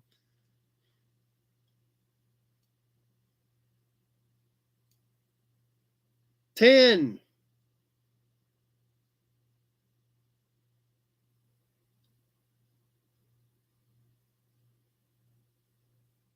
And that'll do it. It's going to Pete. Snipers are reloading and asking why if they can spend the money.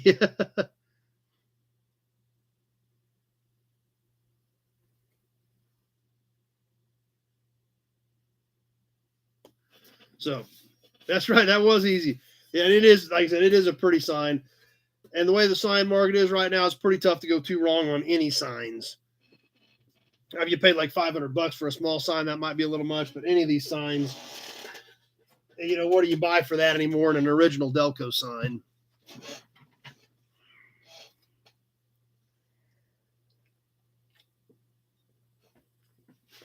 All right. Let's do some more badges. How about a Dodge truck package?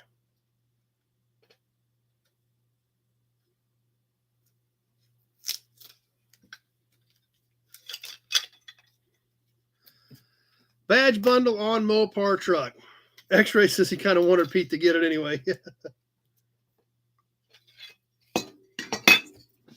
All right, this is kind of, this is all Dodge truck stuff. This hood ornament, it actually took me a second to figure out what it was, but it is a Dodge Ram. It's just missing the horns. So it's a heavy hood ornament from the early 50s on this Dodge Ram, but it actually had the horns that stuck up, which are obviously missing. I can see right through there. It's got a cool face to it. It's kind of banged up a little bit on the top. It's not broken off on the back. It's got nice shiny chrome. It just does. It's somebody took the horns out of it for some reason. I'm not sure why, but you kind of make your own or do whatever you wanted to do with it. It's kind of different. And then we're going to do along with this, as it is a Dodge truck, just a plain Ram. This is a number of the horns were glass or plastic orange, right? I think they were metal, but I'm not sure. They're obviously, I don't have anything to compare them to right now. So this Ram, I think, is 80s, but it is a bigger Ram.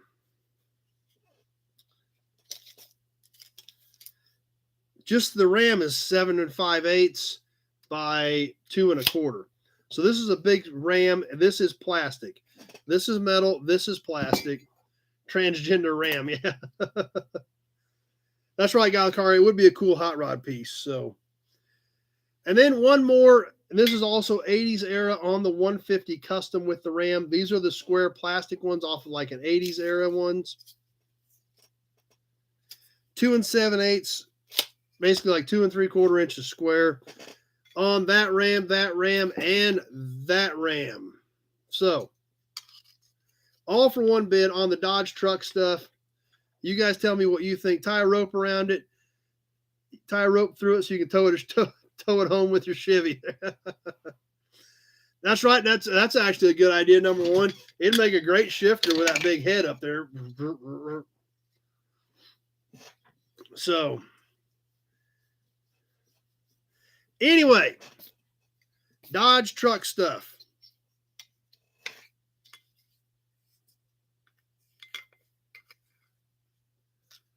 Let's see. Anybody interested in the Ram Dodge in the Ram badge bundle? What else we got here? I got all kinds of stuff to dig through. I'm trying to keep stuff straight and keep things going. Now I want the horns for the helmet. So, all right. Let's see. Unless we're on a delay, because that's what happened on some of these. The bids have been coming in real late once we get started. So I don't see anything popping up yet. So we'll throw it back in and do it later. We'll mix it up with some other stuff.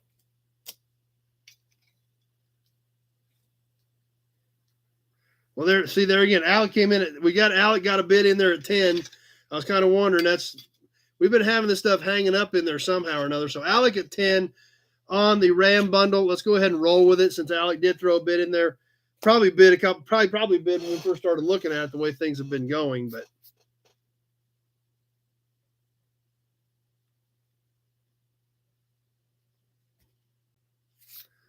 Alec's going to kick us off at 10. And we're going to roll.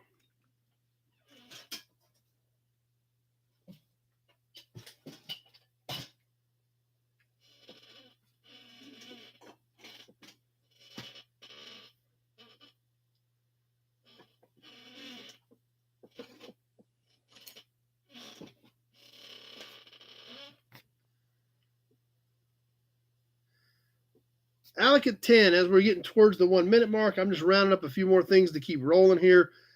Got some super cool stuff coming up, actually. We're gonna need to get some really neat stuff worked in here just shortly as we come up on the 1 minute mark. 1 minute has now passed. Alec at 10.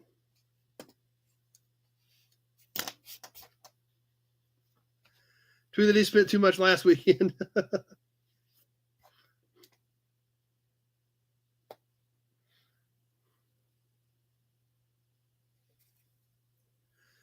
And let's see, I think we'll do a can next. We'll do another can next. As we're coming up on the minute 30 mark, Alec at 10. 1 minute, 30 seconds has now passed. Coming down to the wire.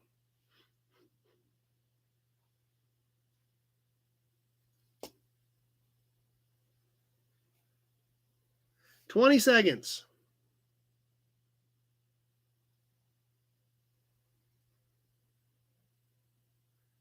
10.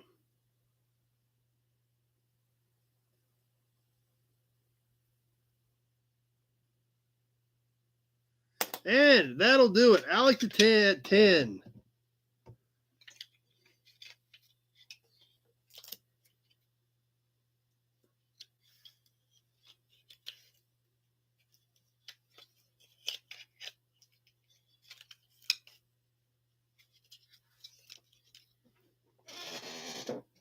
Oh. How about a little can? This is a super cute little can. That's right. Alec didn't get skunked on that one.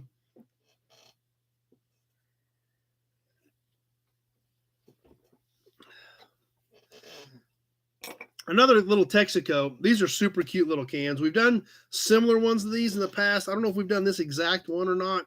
If we have, it's been a while. On this Texaco home lubricant. Essentially, we may have done one of these a while back. Red and gold, metal can. I think it was supposed to have a spout on it, but the spout is missing.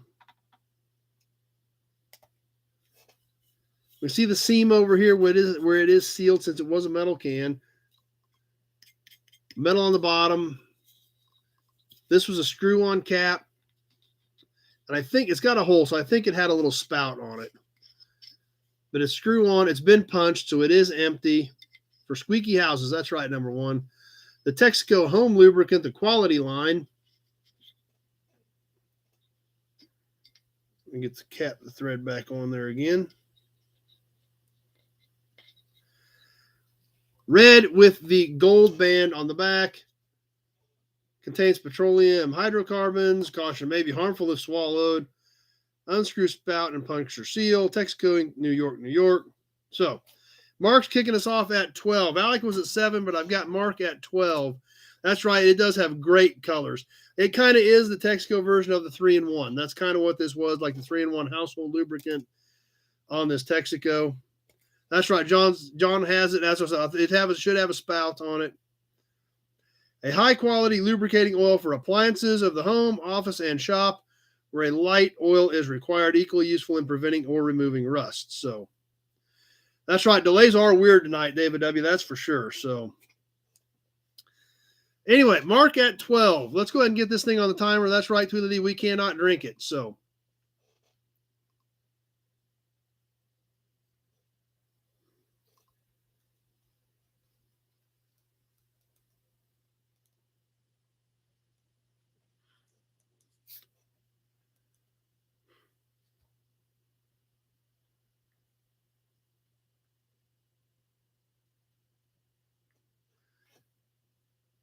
all right. And we are rolling on this one. John, can't believe I can. Finally have something cool already. And I've got Alec at 15. That's right, Alec. It is a great looking can. Great colors. The gold band on it really pops against the red. Alec at 15 is my high bidder. No, because we pulled the top off of it. It's not in there, so nothing there. As we're coming up on the 1 minute mark, 1 minute has now passed. I've got Alec at 15. Alec did say his delays have been all over the place. So I think that's kind of what everybody's seeing tonight. That's why some of those bids aren't even getting to me for several seconds. So Alec at 15 as we hit the 120 mark.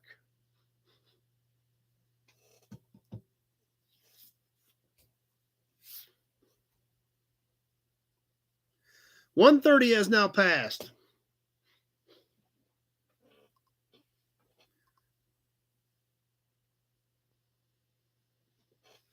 $20 seconds left. Alec at 15.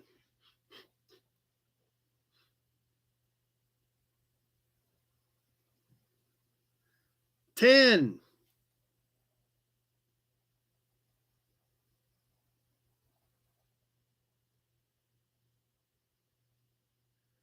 'And that does it. Alec at 15.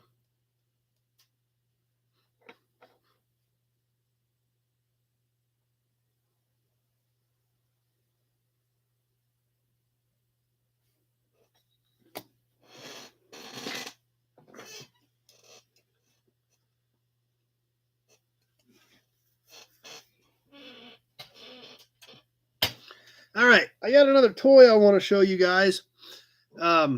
We sold this a few months ago, never got paid for type of deal. So I'm going to show it to you again, see what you guys think.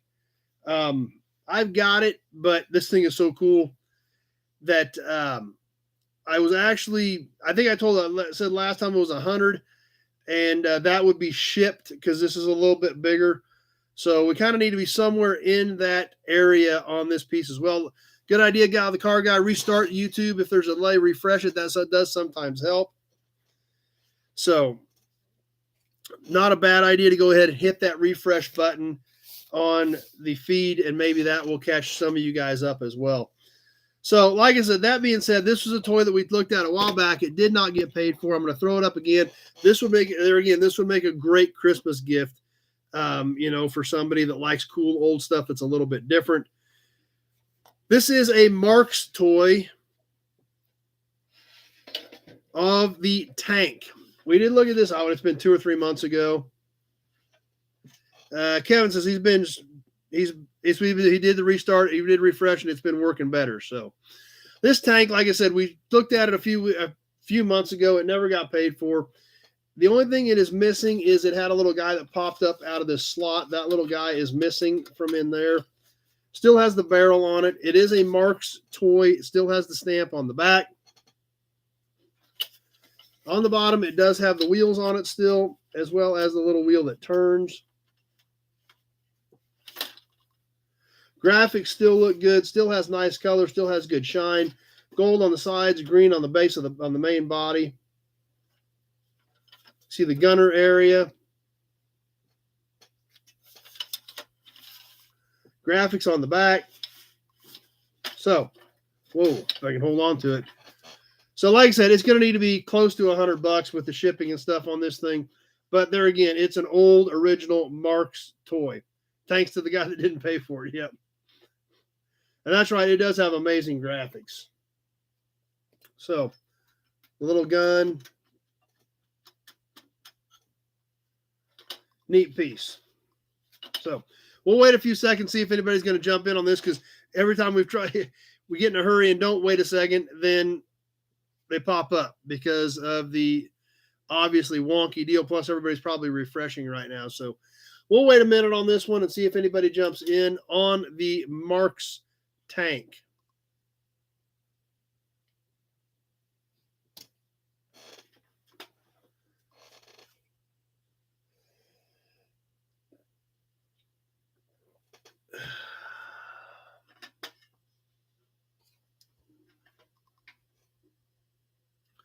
So if everybody's getting refreshed, and we'll see Ozark Foxes are watching reruns.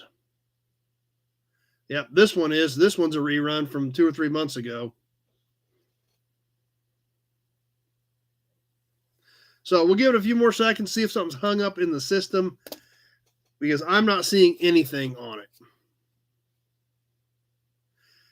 Yeah, it needs to be somewhere up close to $100 with shipping on it. I think last time I told them it had to be 100. If we get close to that, somewhere in the ballpark, we'll go ahead and sell it. Because it's, like I said, it's going to cost a few bucks to ship it. There's a little bit of mass to it. It's not huge.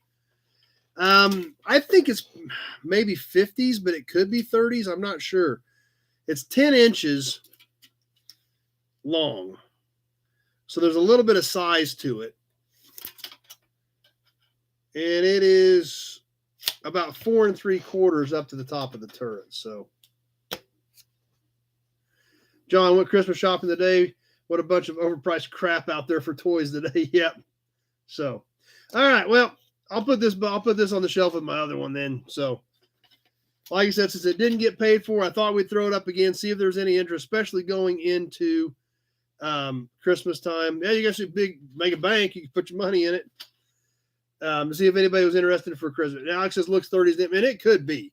I don't know. I never looked them up. Yeah, I said I've got one, and I never looked them up. So I'll throw it back in the box, go put it back on the shelf. I just thought I'd throw it up again since it didn't get paid for to see if anybody else was interested in it. Something else we have done before that although was sold good, and I did find another one of these, and I may have a couple more. I'm going to do some more digging. As we get into winter, I'm going to be doing some more digging on some stuff. But I found another one of these wartime 1943 Missouri tag toppers. So we can go ahead and sell this one, see what you guys think of this. And we've done some of these in the past. These are cool pieces. This is new old stock actually. It's 8.5 by 1.5 inches. 8.5 1.5 inches. Some discoloration here. Green background, white letters on these. Jason at 20 is kicking us off on the Missouri 43 wartime tag topper. This was the number, and then Missouri, and then 43 was the year. Jason at 20. We're going to go ahead and kick this thing off and get it rolling on the timer.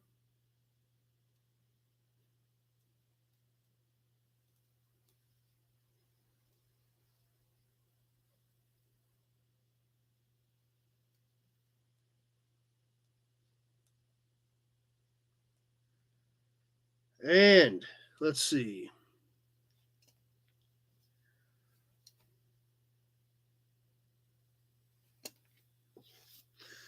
All right, Jason at 20 on the new 43 Missouri plate. Like I said, these are small. This went on top of the plate to conserve steel for the war effort. Mark at 25.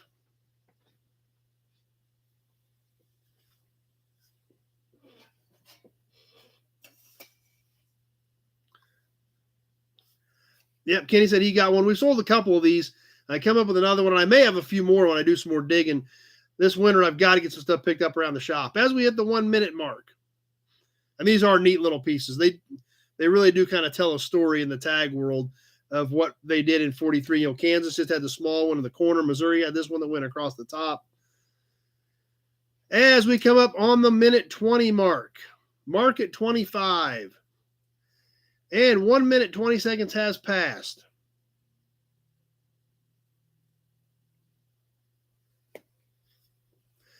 And we get it. We hit 130. We're at the 130 mark now.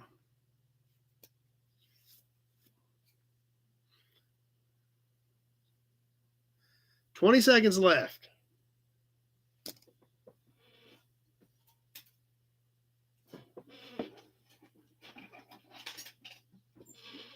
10.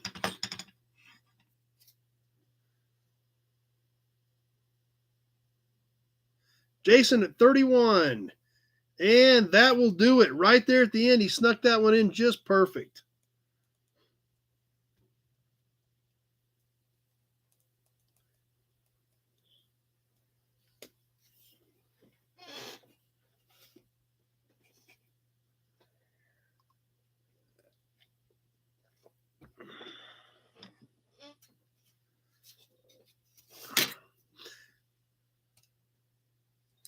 All right. I think we'll do a couple more things. We'll do another license plate, another ornament type piece, and then we may go ahead and keep moving on. Things have been so goofy tonight that it seems like it's kind of difficult on everybody right now.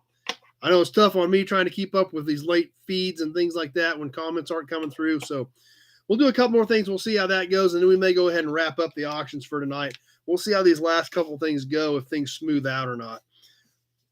We'll do another regular license plate now in the opposite color combination, a Kansas 63, white with green letters. This is a standard size 12 by 6 CD, Cloud County, 1383. Obviously, great colors, great condition on this plate. Mark at 25. Back even still looks pretty nice. All the paint's still on the back. The dark green, kind of a forest green lettering and numbers on the 1963 Kansas plate. Mark started us off at 25. Let's go ahead and roll with it.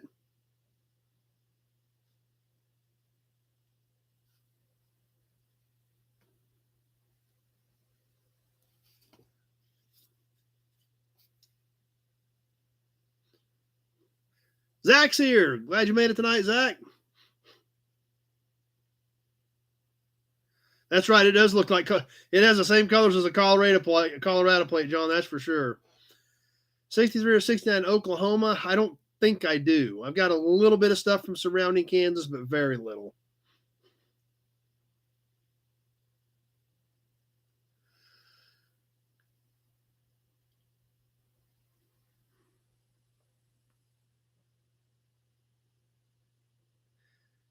As we're ticking along almost to the 1 minute mark on this 63 Kansas plate.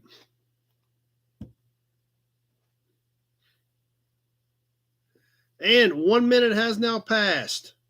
Mark at 25.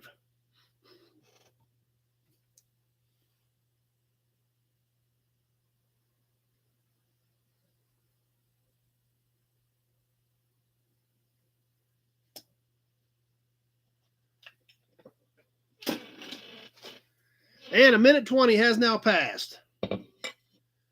Coming up on the minute 30 mark, Mark at 25. 1:30 has now passed, 30 seconds left to go.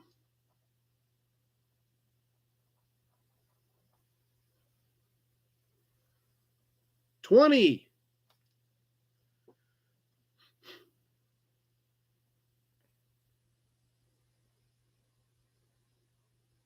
10.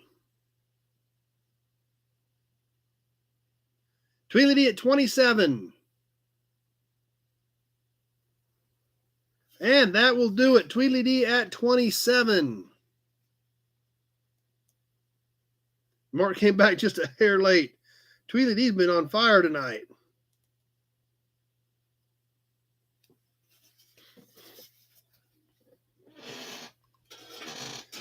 All right, let's do one more piece and then kind of move on. Since we've been fighting this so much tonight, we'll kind of cut them a little bit short. We'll make up for it next weekend. Hopefully everything's working. We'll give you an Auburn badge.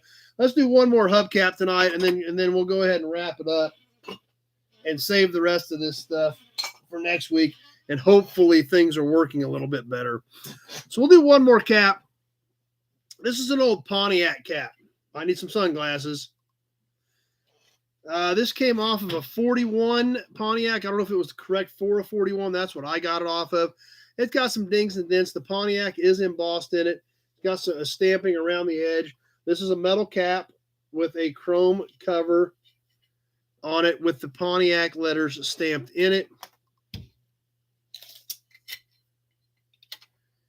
It is about 9.5. About 9.5 across. I think the Pontiac letters were probably originally red or so. They were probably painted some color because they are sunk in and embossed in there. Tweedledee at 10. So kind of a neat piece. Like I said, it came off the 41. It could be correct for that, but something in that era.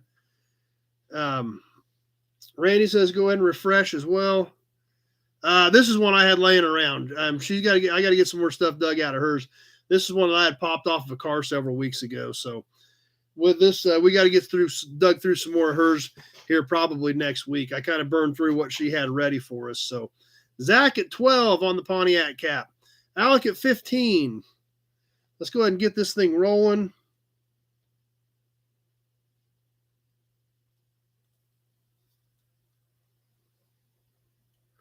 Mark at 20.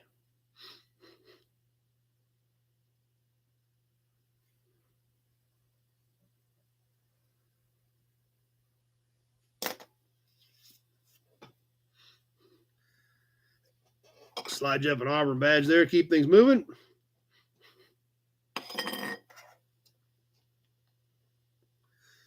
Got Mark at 20. That's right. Pontiac was pretty fond of red, so those letters probably were painted red originally. Payment, check, money order, Western Union, or PayPal, friends and family, Sam. Or if you're not sure about how to do any of that, you can always call me tomorrow and we can figure it out. So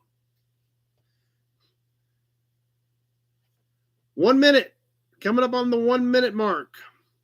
1 minute has now passed. And my number is in the description part of the video, Sam. You can always go get that after the fact and give me a call tomorrow if we need to. So John's got to run. Glad you were on tonight. Mark at 20.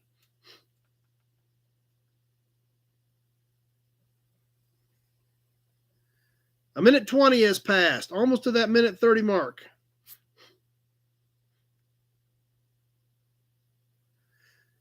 And a minute 30 has now passed. Word coming down to the wire. I've got Mark at 20. Paul at 25 on Facebook. I've got Paul at 25 on Facebook. 20 seconds left. Mark at 27.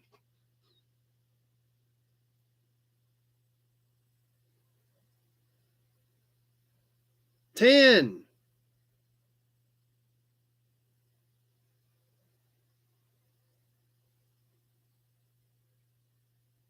Zach at 29, and that does it. Zach got that in at about 159, but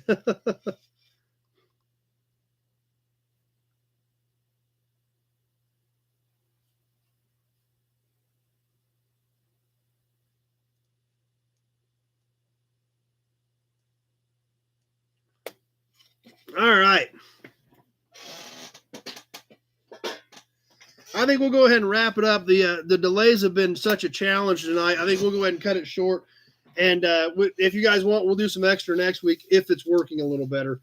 Because obviously it's been a challenge tonight trying to make all that jive and keep up with everything. I know it's been tough on me trying to keep it all going. So Hudson badge. I need a Hudson badge after the way this thing's working tonight.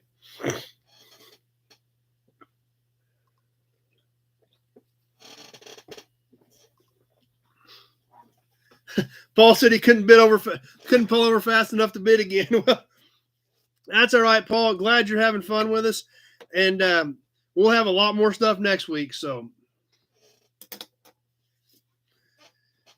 but anyway, let's keep moving. Like I said, we'll see how things go next week. I've still got obviously tons of stuff down here, and we'll see what we'll just roll with it next week. Yeah, that's right, Mark. It was a pain. I know it was a pain for you guys, which makes it a huge pain for me trying to watch two formats and things not working. Did I miss the announcement on the big news you and a viewer were working on? Not that I know of, Brian. I'm not sure there. So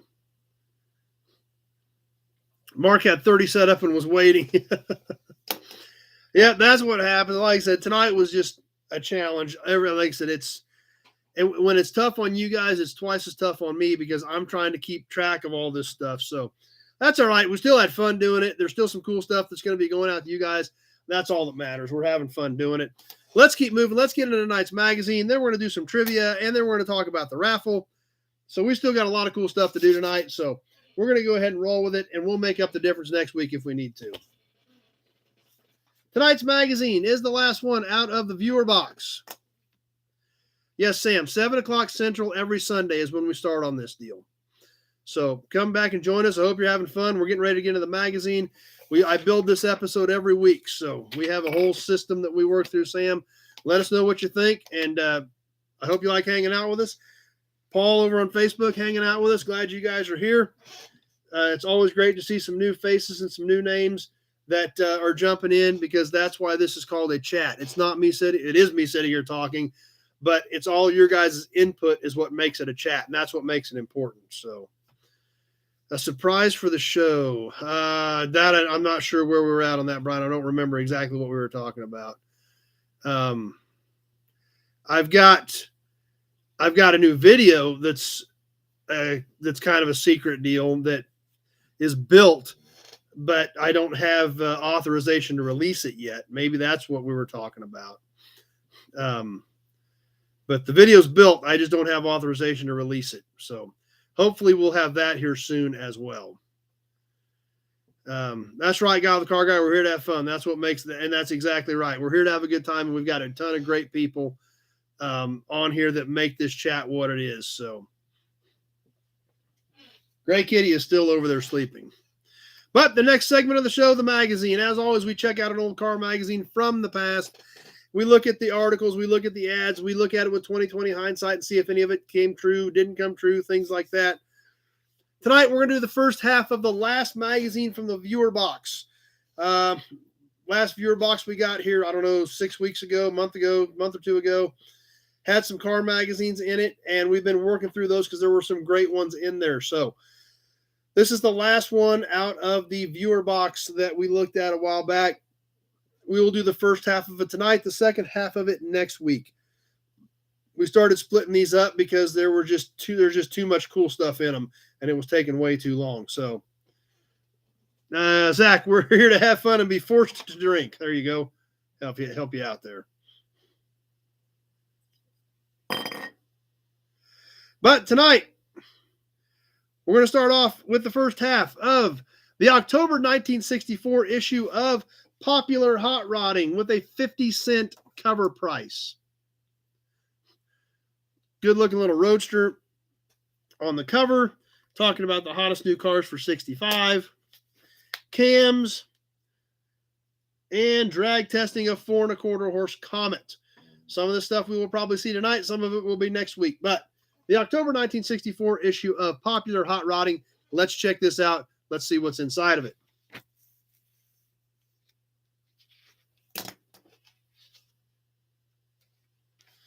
The first article, good looking little hot rod, actually has a color picture of it entitled The Getaway Chevrolet.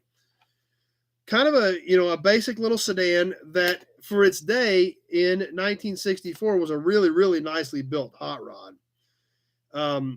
29 Chevy Town sedan, definitely in a 60s style build, and we've got color pictures to check out. That's right, Bill, you can't get anything for 50 cents. How much was the magazine to subscribe? We'll get into that. If there is an ad for that, Tweedledee. I don't remember if it is in this week's or next week's, but there is an ad for a subscription. So, the Getaway Chevrolet, this 29 Chevy sedan, color pictures. That's right, doesn't even cover the tax anymore. Like I said, not much color in this era of the magazine, but this one did have some color. Definitely done in a 60s motif with these wheels, the color combination, the push button type interior. On a good looking little Chevy, small block, dual quad, 29 Chevy two-door sedan in a quintessential kind of a, I don't know if they were called street rods at the time, but definitely that's where this trend was going, with a plush interior and some performance to boot, but a lot of style.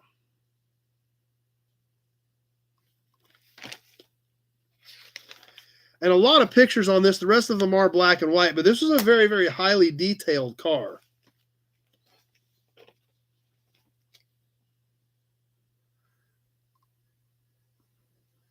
So in the early 60s, this was a really, really, big deal to have a car this highly detailed.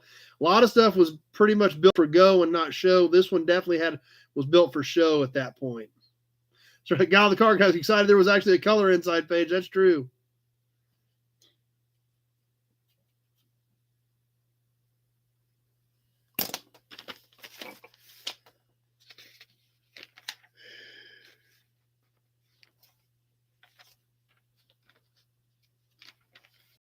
But as we step forward a little bit, that's right, Zach, a gumball out of the gum machine is 25 cents anymore. Yeah, that's right. Actually, that gal's probably 90 years old at this point. What's hot for 65? Starting off with some Ford stuff, obviously the extremely popular in today's world fastback Mustang, as well as a little Comet. Even got an action shot in black and white of the Mustang.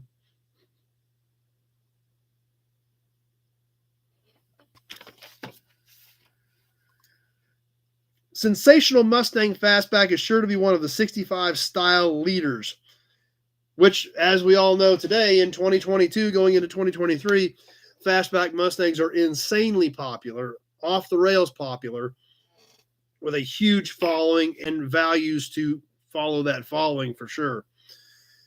But the top performance came from Fomoco as well. The combination of the big 427 cubic inch power plant and the lightweight Comet looks like it will be just as strong a bet in 65 as it was in 64. So obviously the 427 Ford motor and the Comet for performance, which became a pretty hot package on the drag strip back in that era.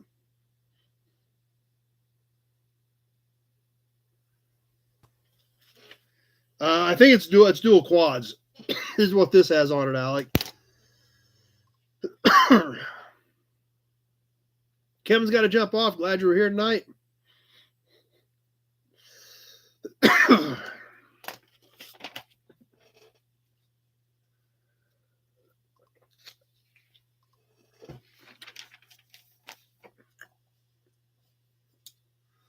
And some Mopars on the next page for 65.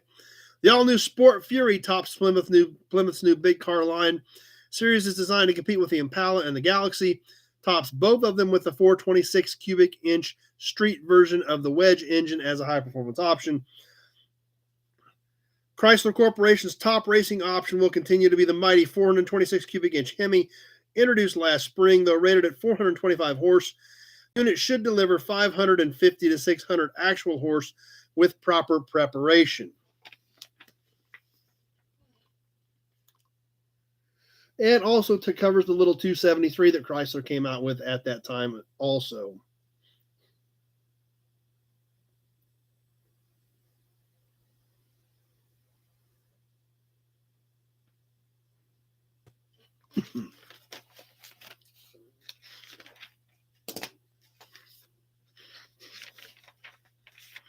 The next pic, they're mainly just pictures, action shots, but it's in color. That was a pretty big deal. And what really made this kind of, put this into perspective was how big a deal this was. It's called Rails in Action, Front Engine Diggers in Action Shots. And this is when I looked at this, I was like, holy cow. So here it is. Some cool action shots from the side, action shot from downstrip, and just kind of, the beginning of the burnout. Come on, cooperate. Further into it, and then all the way down. And I was like, this was a pretty big deal at that time. To have this picture, kind of the and the action shot, did it in color, the steps. That was a pretty big deal. That's right. And they were great pictures. However, this is a whole page in color in a magazine. And now with this, we can just flip this thing up and do the exact same thing. Just and have all those pictures in a row. Put a Hemi and a Crosley. That would be interesting. The 273 was a solid lifter 4-barrel performance engine. Yeah, those little 273s were a pretty neat little engine. They had a pretty good following back in the day for those that little Chrysler 273.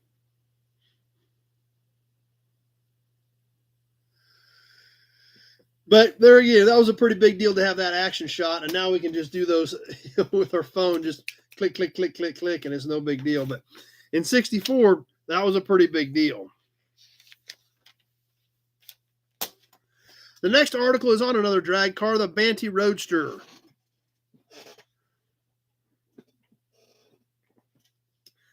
There again, I guess this one, the roll cage actually does go above the guy's head, but you look at these pictures and you really, really wonder, with the lack of safety equipment on a lot of this stuff, a little injected small block Chevy in this thing, and you look down here where all the controls are, right in the cockpit, all this stuff is wide open. You're pretty much exposed to everything.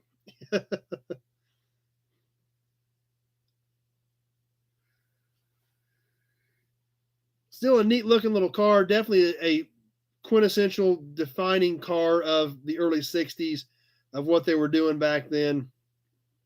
That's right, Bill. Safety stuff was too heavy.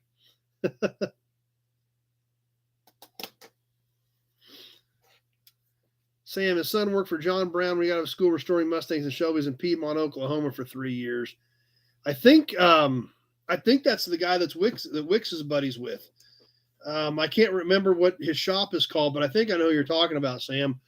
Because I think that's the guy that Wicks is. I don't know if he's the one that did 5R002 or not, but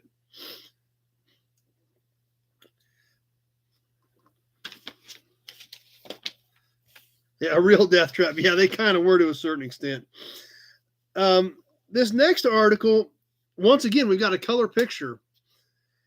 And it's kind of the, there again, just like we looked at the 29 Chevy.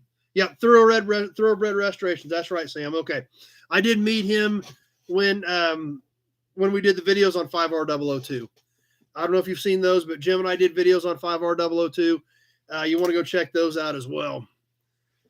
But yeah, I know exactly what you're talking about because I did meet him when they sold that car at Indy that year.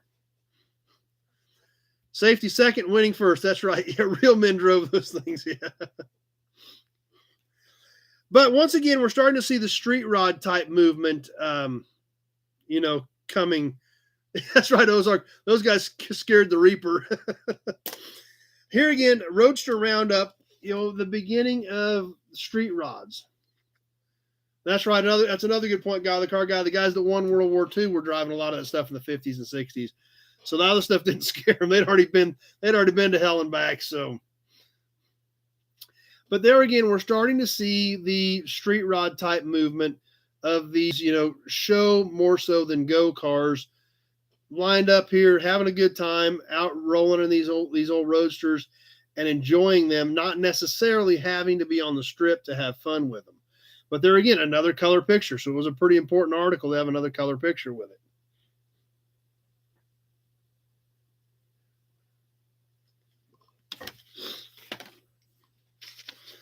But next, we'll look at a couple more pictures because this is what they're out doing. They're out cruising.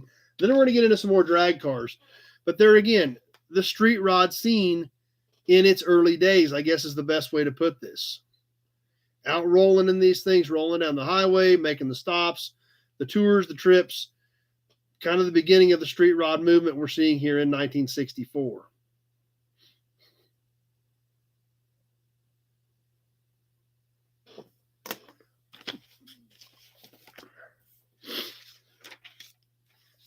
And the next car we're going to get to, the next article, once again, like I mentioned, is a drag car. It is a drag car that a lot of us are fairly familiar with. And we are definitely familiar with the names. The Greer, Black, and Prudhomme dragster. What began as an experiment has become one of the most successful and imitated cars in drag racing. Purposeful Greer Black Prudhomme machine finds parking place under the famous Keith Black name. Recent lengthening job succeeds in beautifying, updating consistent 7-second machine metal flake paint by Joe Anderson on the world famous Greer Black and Prudhomme Roadster. Well, there you are. Yeah, decided to make an appearance. Well, we're talking about the Prudhomme car now. Obviously, when Don Prudhomme started driving back in the early 60s with Keith Black power, there you are. Say hi to everybody. You checking out the article? You're stepping on the badges. Yes. What are you doing? Come here.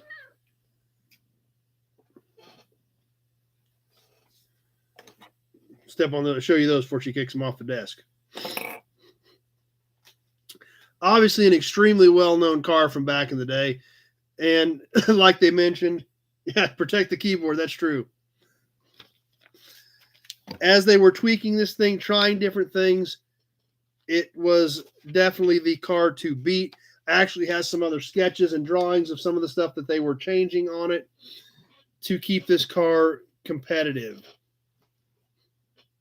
Yep, she's getting a little bit of meat back on her. Auburn. Stan races one like that in a video game. Okay.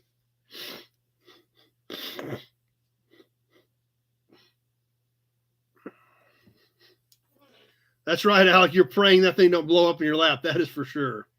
There is no doubt about that.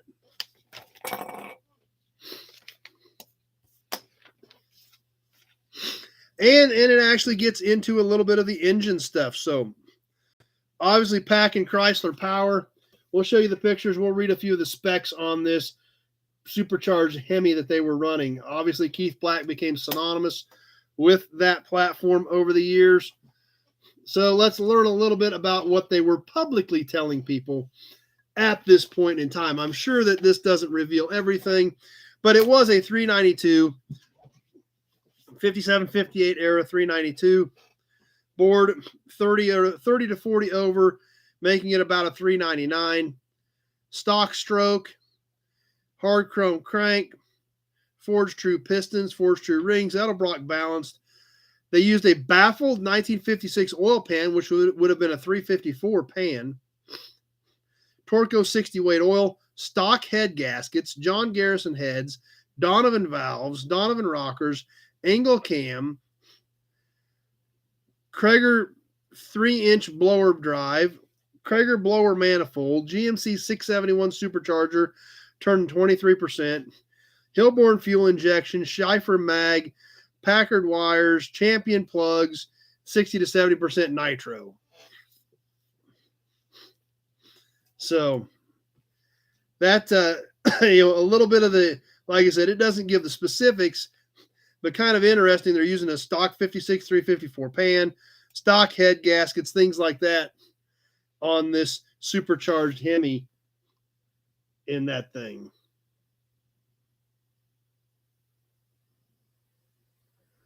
First time I lifted a 392 head, it was about give yourself a hernia. It would probably do that. So pretty neat car, and pretty neat that they actually gave us some information about it, because that was the car to beat back in the day.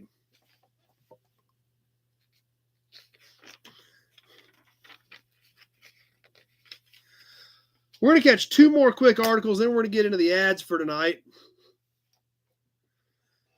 427 cubic inches of Comet. One of the hottest AFX cars in current competition undergoes a complete test and analysis by Popular Hot Rodding's tech editor. Barney Navarro, tech editor of Popular Hot Rodding, gets cockpit checkout in the 427 Comet from Bill Shrewsbury, former holder of the national record. In a tight contest, Shrewsbury can power shift this Hurst lever without the clutch. Suntac is mounted in an easy-to-read location atop the dash. Twin nostrils feed giant AFB carbs to provide air-fuel mixture for Shrewsbury's Comet AFX. Safety hood latch common on NASCAR racers is gaining favor among quarter-mile competitors. So super cool pictures of the AFX 427 Comet. Obviously, we can see the snorkels in the hood they're talking about, the tack, the shifter. These were hard-hitting cars. Daniel, they could run the whole weekend without tearing down that Hemi usually, which is weird compared to today. A lot of you guys know I've known Scott Palmer for a long time, and going through that engine every pass, it's a pretty big ordeal. So on these new Top Fuel cars.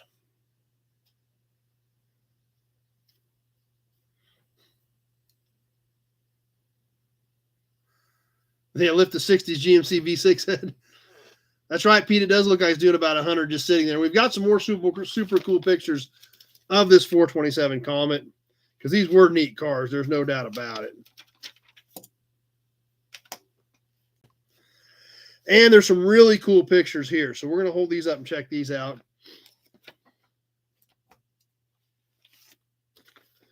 Including the dual quad 427. The actual hood actually was designed to direct the air directly into the carburetors when the hood was closed. We see a shot of the engine compartment there. We see them working on the carbs right there. Also, something that a lot of people don't think about, right here, the battery is mounted clear to the back of the trunk for weight distribution. Some really cool pictures, definitely showing off some super cool state-of-the-art technology for 1964.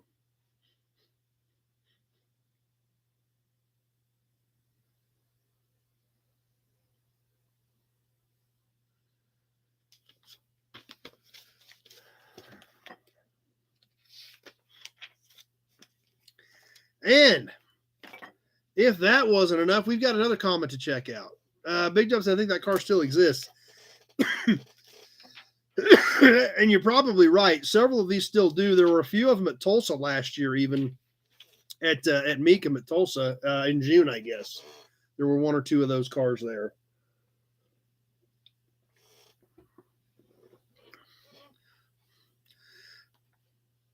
But if that wasn't enough Comet for you, we've got the Super Cyclone Comet next to check out.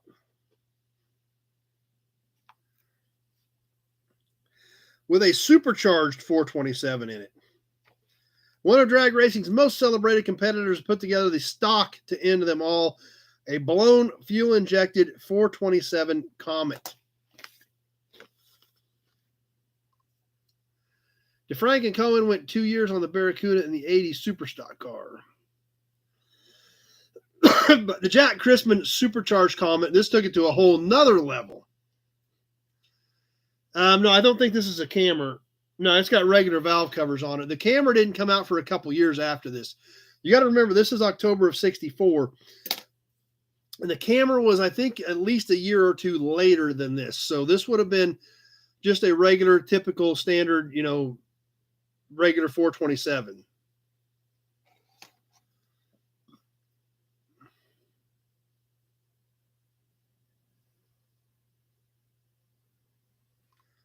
So taking it to the next level with the supercharger on that Comet.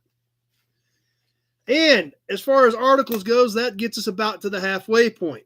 So we're going to save the rest of the articles for next week, but we're still going to catch all of our ads for this week because the ads are great. The ads are really just as much fun as the articles in these magazines. So let's go ahead and get rolling with the ads, starting off right on the inside cover. The Christman car was labeled the first funny car. Yep, that's because they were starting to alter the wheelbases, put superchargers on them. So that's right, Daniel. It's definitely a different ball game than what it was back then. But right inside the front cover, guy with the car guy likes the ads too. That's what I said. The ads are just as much fun as the articles. For Iski Cams, right on the inside gate, Iskandarian Gallery of Champions, right at the top. Chuck Hepner of Champaign, Illinois, with his 392 cubic inch Hemi dragster. Jerry Haley of Capron, Illinois, running F-Gas with a 6-cylinder Jimmy and a 33 Plymouth. Manuel and John Herrera of Montebello, California, class winner with a 292 Chevy V8 running 1130s. And the Northwest fastest and quickest AA fuel dragster runs consistently at 190 miles an hour with a 392 Chrysler Hemi, all powered by Indy cams or Iski cams, showing right there at the top. Their gallery, a whole full page deal on Iski cams. That's right. NHRA had real hot rods back then. That's for sure, Bill. Now, the other side, when we get into the magazine, is another full page ad from Precision Engineered Products. Drag fast floor shift conversions. Drag fast sales. Don Gay remarks, and you better remember the name Don Gay. We've talked about him on it before. Hard-hitting Pontiac racer out of Texas in the early 60s, running super stockers. Or actually, this is an A-stock car, and a 62 Catalina pack and a 421. The 7,000 linkage has been installed in our Pontiacs with unbelievable results. Definitely unmatched by any other shifter kit. Construction of the 7,000 kit is excellent. We find the 7,000 to be of superior quality and, without a doubt, the sturdiest unit we have seen. I have won the 63 Nationals, the 64 Winter Nationals, and presently hold the A-stock record with a 1253. I think this speaks for itself on these drag-fast floor shift conversion shifters. Love the drag-fast logo with the dragster. Big job. Remember seeing those Comets in Wisconsin run. That's right. NHRA has definitely improved safety over the years. There's absolutely no doubt about that.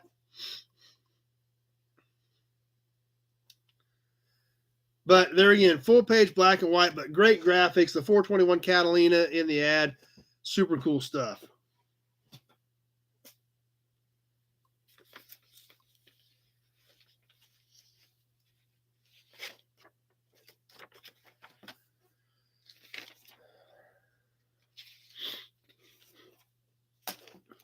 Another full page ad with a company that we're somewhat familiar with. Yeah, it's just water. It's just water. I talk too much in this thing. All I can handle is water. Honest Charlie's Speed Shop. Your one stamp shopping supermarket for speed parts and accessories. Some of the super cool products that Honest Charlie's has available. The no-name valve covers. Chevy blank stamped valve covers. VHT enamel paint. Honest Charlie goggles. That kind of looked like a Ratfink logo. Yeah, it did.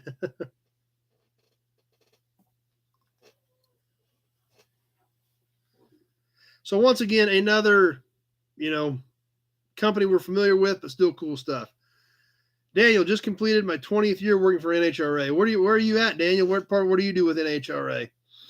Honest Charlie's was a precursor to PAW. Okay, I didn't realize that. So, getting thirsty. Sorry about that, guys. We'll give you both of them. As we get ready to move to the next ad.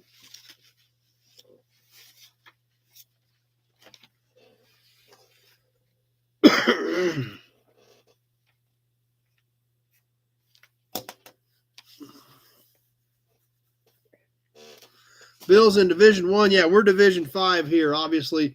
With all the work I've done with the SRCA drag strip, we did all the content. I did all the videos for them for the track reconstruction, things like that. If you have not seen the SRCA drag strip Facebook page where you can check out the track reconstruction, all that stuff is on that page as well. This next ad, I really like this ad. And it really kind of put things into perspective for me for a minute. I had to think about it. But this is really still probably, this magazine is almost 60 years old. 58 years old, going on 60 years. Yeah, Division 5 is pretty big. There's a long ways to go between a lot of these Division 5 tracks. There's no doubt about that, Mr. PFF Flyer. That's for sure. But that being said, 58 years later, in 2022, going on to 2023, I still don't think that there is a much better looking wheel on anything from the 60s, the 70s, even up into the 80s. And even some of these don't look half bad on some newer cars either. On the iconic Krager SS Mag. Pit control, they set up the pits. Started with Daryl Zimmerman. So I assume you do, if you're in a certain division, Daniel, or if you go to all the national events or what you do, but that's a big chore to set up the pits. That's a lot of people to get in there and get parked. Never a better rim ever. That's right, Randy. When I saw this, I just kind of sat there for a second. It's like, that's still probably one of the best looking wheels they ever made. Just plain and simple. It looks good on about anything. So I was like, really, this is 1964. Here we are in 2022, and it still works, man. It just still works. So thought that was pretty cool. So I wanted to kind of put it that way. So that, just when I saw when I saw this ad and then put it into perspective there again, that we're looking at 1964 here comparing to 2022 right now, that's still a damn good looking wheel. It just is, period. End of discussion. That was a gold standard when you were a kid. That's right. I'm sure that they're just a great looking wheel. Alec loves them. I mean, it's iconic. ET Slot's another good one. But the Krager SS Mag to this day is still pretty good stuff. Did it say what they cost? Yes, it does, actually, Paul. Great question. I did notice that. I just forgot to mention it. Prices. Polished, $40. Chrome, $46. Lug nuts, $1. Wing caps, which would be the center cap, I'm sure, $3.75. 14-inch, 15-inch. The standard cap is included. If you wanted wing caps, they were $3.75. So, says polished 40, chrome 46. It came standard with the normal cap. If you wanted the one with the wings, they were $3.75 a piece. So basically $50 a wheel. That was a ton of money in 64. I think Dad said when he was working at the service station in like 66, he was making $1 an hour. So $50 a piece for wheels was a ton of money. So I'm glad you mentioned that, Paul, because I saw that last night and I almost forgot to mention it. Post a link to the drag strip with the video. Can you post a link to the drag strip? Had some good videos. Yeah, I might be able to put that in a post on YouTube. or you can just search SRCA drag strip on YouTube and it will pop up. So, Alan, being born in 56 to start driving cars, I thought Krager was king and still do. That's why I just want to, but there again, that's why we look at these magazines. That's why we study them. It didn't hit me until, obviously, I mean, Krager SS wheels have always been kind of the industry standard. They look great everywhere, but it really didn't hit home until I looked at a magazine from 1964 and realized that for 60 years, they've been that way and still look great today. And obviously a lot of you guys agree because that's the same comments I'm getting. Anson slots. Yep. Those are good looking wheels. Let's see. Randy has a Newell stock set of 14x6 and 14x7 from 79. He paid $50 for them then on sale. So 200 for a full set. So there again, if you're making 75 cents or $1 an hour, $200 is a long ways to go. I mean, that was a whole car. That was that was what you bought a used car for then. When I was a kid, my uncle had a 58 Edsel with Raiders on it. Yep, those were cool. Daniel Fenton copies of them for $35 a piece in the 70s. After Craig seems like Weld took over. Yeah, there was some truth to that. With Zach always liked the Supremes. Big job, 15x10s on what else, 60s car, and somebody stole them. So there again, but that's what's so great about these magazines is it does take us back in time. It does put this stuff into perspective. That's right, Kenny, over a month's worth of work. So we'll move on, and we talked a little bit about subscription, but the subscription will be apparently in next week's notes. But you can get, it does show a lot of the other publications that Argus Publishers had available in 1964, besides Popular Hot Rodding. They had an issue called 1,000 New Custom Car Ideas. Model cars. Model cars were huge. Model cars are starting to make a comeback. They had a model car publication. Model Cars and Tracks, the new 65 cars, the Drag Racing Handbook. All products that were available from Argus Publishing at the end of 64 going into 65.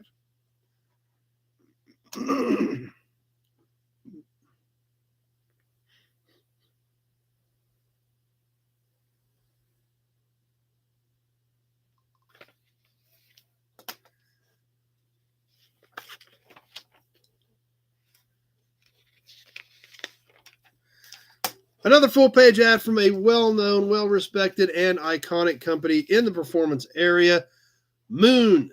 Who doesn't remember Moon Eyes? I think everybody remembers Moon Eyes. The Moon Equipment Company from Santa Fe Springs, California. This month, they are highlighting some articles, more no-name valve covers, Studebaker Avanti valve covers, Hemi valve covers with no stampings in them, the Moon pedal, the Moon pendulum pedal, marine air scoops, and the supercharger kit.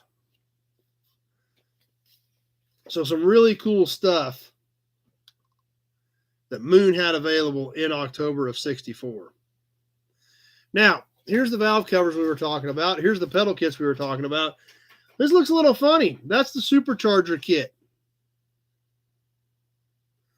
A front mount supercharger. Chevy V8 283 to 327 type. Potvin crank drive supercharger kit, 471 or 671, 1-to-1 ratios, $350.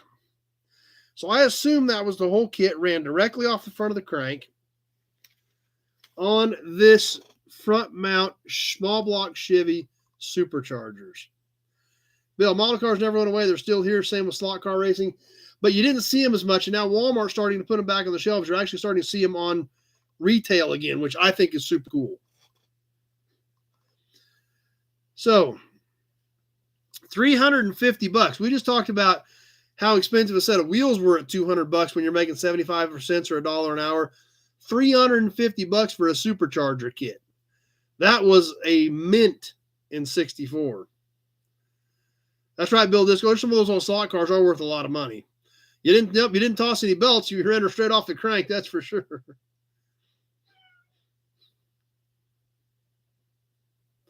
But there again, the iconic Moon Eyes ad from October of 1964.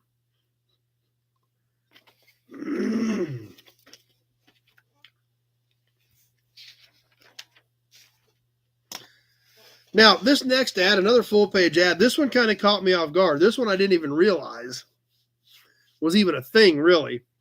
This is a full-page ad for maximum performance components and kits from Bill Thomas race cars. However, now, Bill Thomas did a lot of Chevrolet stuff. In fact, I believe he was involved with the Cheetah Project in the 60s. However, this ad I wasn't quite ready for. Like I said, it's Bill Thomas race cars for Corvairs. Now, a lot of us don't think of Corvairs as race cars. They did make track cars out of Corvairs. So that's right, Bill. The hobby has priced kids out of video games. There is, so yeah, because a new model kit's like $20 or $25 at Walmart. So they have gotten pricey, that's for sure. But performance Corvair products, plug wires, fan belt retainer, paper filter elements, magnesium fan, Armstrong shock absorbers, or the entire kit, the C34 Spider kit. So, Cheetahs and Camaros, okay? Yeah, Moon Eye stuff for Studebaker.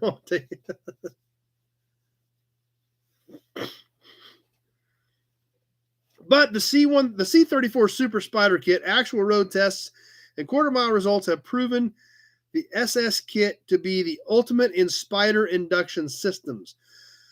Turbo intake is left unrestricted by carburation, while venturi area and manifold volume receive substantial increases. Both carburetors and linkage are derived from the stock Corvair, eliminating service and replacement problems common to the kits of this type. Easy to install, retains stock air filter, $150. So there again, a lot of dough to hop up your Corvair in 64 from Bill Thomas race cars. That's right. They did make factory spiders as well. Big Job, his buddy had one and they were a little rocky. Yeah, they did use them for road course cars back in the day, but not real common in like the drag racing scene and obviously not used in NASCAR or anything. Just weird to see a whole full page ad dedicated to Corvair performance. Not two things that typically you hear in the same sentence. So.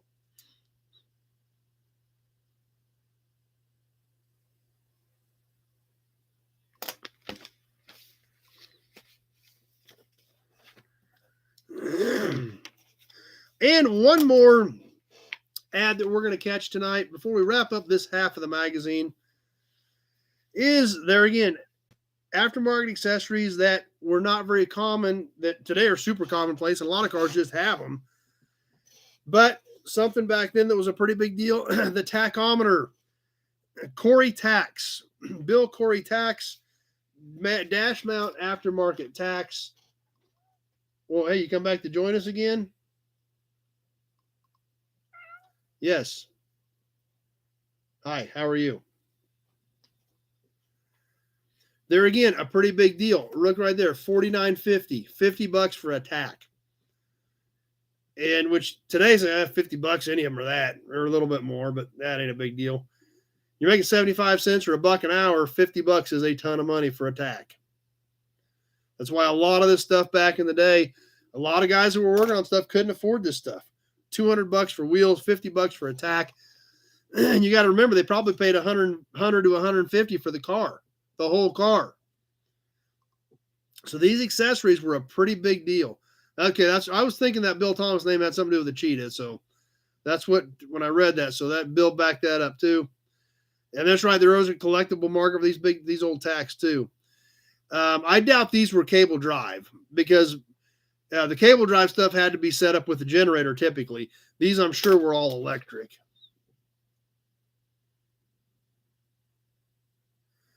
Doesn't say, but I'm sure that these were all electric. Yep, no sending unit required. Completely integrated. A few connections to the distributor and electrical system. So, yep, these were electric. They were not cable drive like, the tacks prior to these were. So these were getting into the regular, normal electric tacks that we are familiar with today. But there again, $50 for the tack when you only paid $100 for the car, it's a pretty big deal. No, I have not found a Hudson Factory promo. I did see the story about it in Old Cars Weekly, but I do not have one of those Hudson promos. That's right, Randy. A lot of guys were hitting junkyards to find what they could to hop stuff up with back then. That's for sure. X-Ray Dean had a front of the Corvair with 4 carbs, ran low 13s in the 70s. That was flying for a Corvair. That's right. That was a hard week of work for Attack. Throwing sparks. My cousin bought a really nice 56 Bel Air. Yeah, then there again, the whole car was $400 for a 56 Bel Air and $50 for Attack.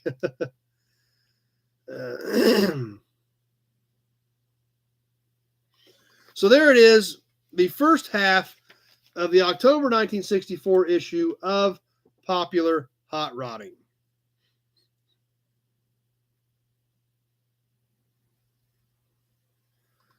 That's right, Ozark. You could buy and that's true.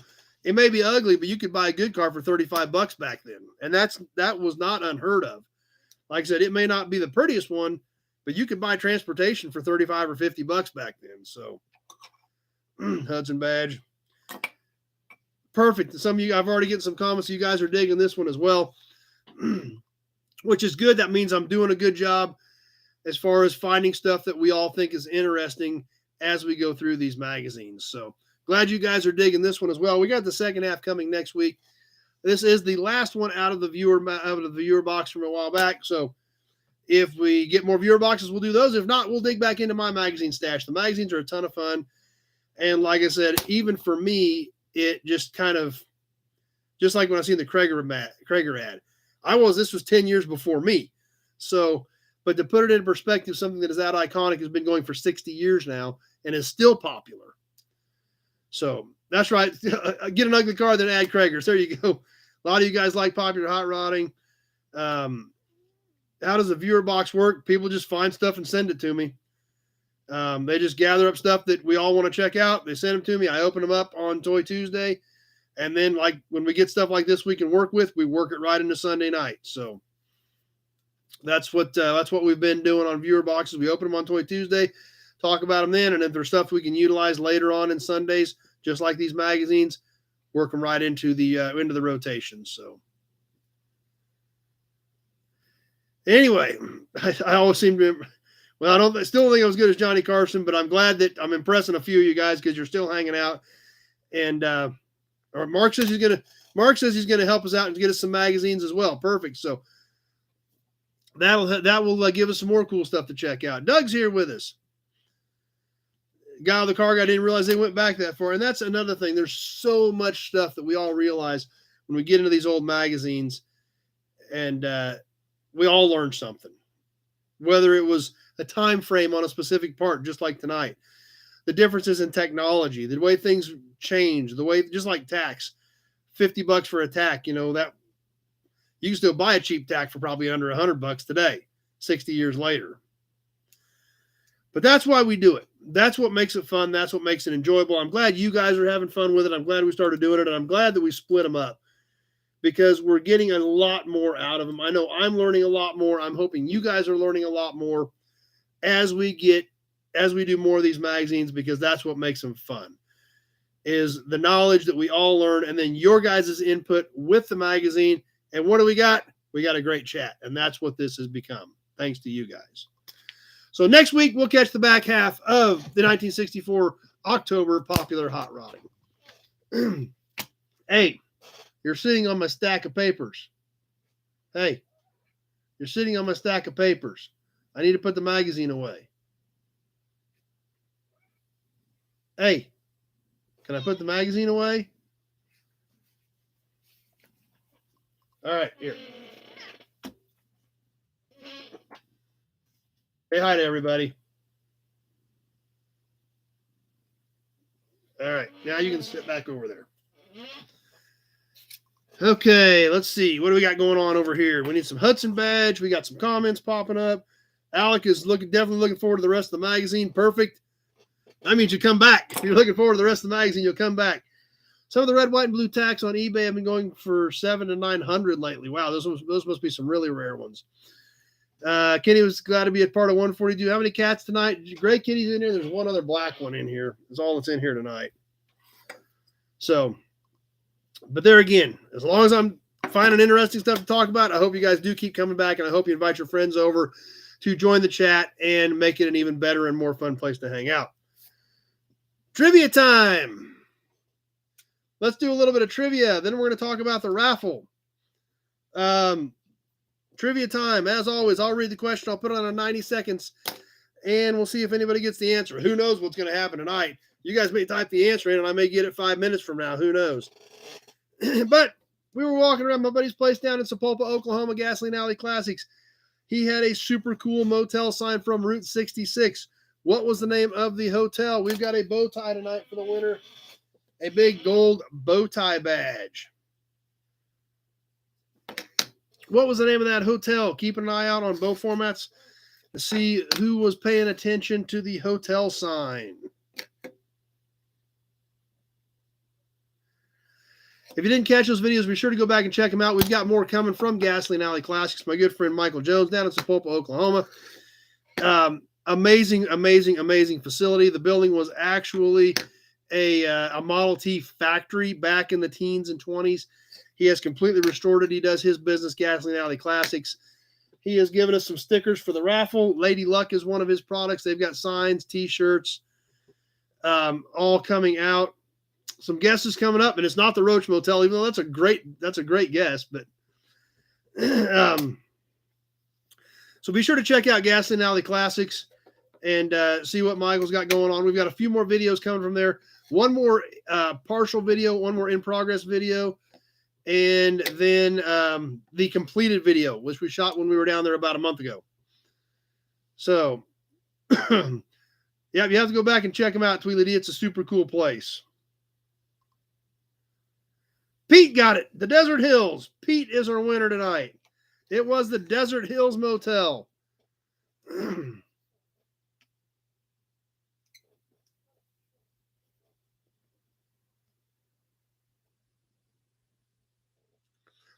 It was an original Route 66 hotel that still exists in Tulsa, and this was one of their old signs that they still had that Michael had managed to get. Does he have a channel? No, he does not. I've got some stuff on my channel of the facility. Like I said, we posted 2 videos the other day that I shot, a year and a half ago when I was there.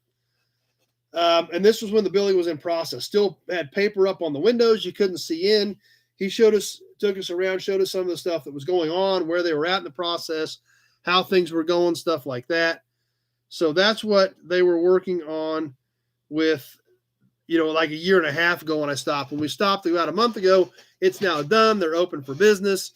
He, like I said, he donated stickers. All the raffle winners this month will get a sticker from Gasoline Alley Classics as well as their prize.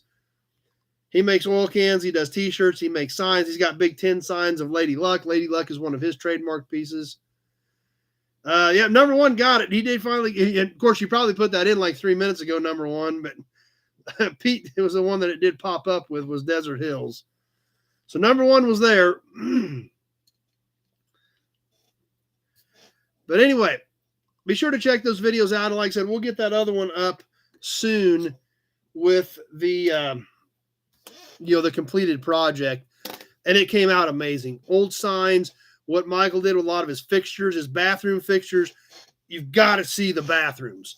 His bathroom fixtures are so awesome. Second to none. Amazing design with what he did with the fixtures in the bathroom, his lighting. He definitely is an artist in a sense with a lot of this stuff, the way he's done it. So if you missed those videos, be sure to go back and check those out from Gasoline Alley Classics in Sapulpa, Oklahoma. They literally are that facility, which was a Model T factory. They literally delivered them in crates there. They put them together. Is a half a block off of Route 66 in Sapulpa, Oklahoma. So super cool, ton of cool history, awesome place, awesome building. The Extra D says he definitely wants to visit. I've never heard of someone talk up bathroom fixtures. That's because you ain't never seen Michael's bathroom fixtures, because these are well worth checking out. So, number one rewound during the hubcap auctions. Yeah, that was a long time ago. Ozark, I'm meaning to go. He's pretty close to Sapulpa, so yep. Yeah, it's a great place. A ton of cool stuff there. You can order online. They're off their Facebook page or whatever. But they do make some cool stuff. So anyway, the raffle. This month's raffle.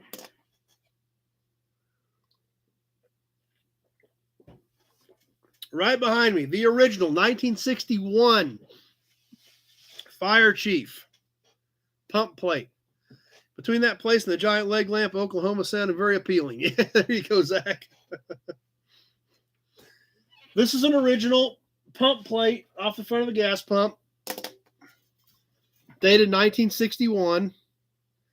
Nice gloss, nice colors. It does have some chips and scratches in it. Nothing real serious. Back look is original. We can see the paint where this was on a pump when they painted the pump and ran on the back. Has the original grommets in it. Nice piece, great gloss, nice size, easy to display size. It is 18 by 12, so a foot by a foot and a half. Great display piece, great size, awesome color, awesome graphics, nice piece. We're going to give that away on January 1. We'll do the drawing on the 1st, which is when we'll announce the raffle for January. We're going to give you both these badges while I grab the Big Buick oil can. As always, the Big Buick oil can, our raffle can, is where all of your names go when you get in for the monthly raffle. Starting to fill up. We're starting to get some names in here. I'm sure a lot of you guys can see some stuff that looks familiar in there. Of the names that have already gotten into the Big Buick oil can for this month. Now, I sort these by week. Who got in this week? This is the first week. We read through those last week. This week, who is in? Johnny Z is in this week.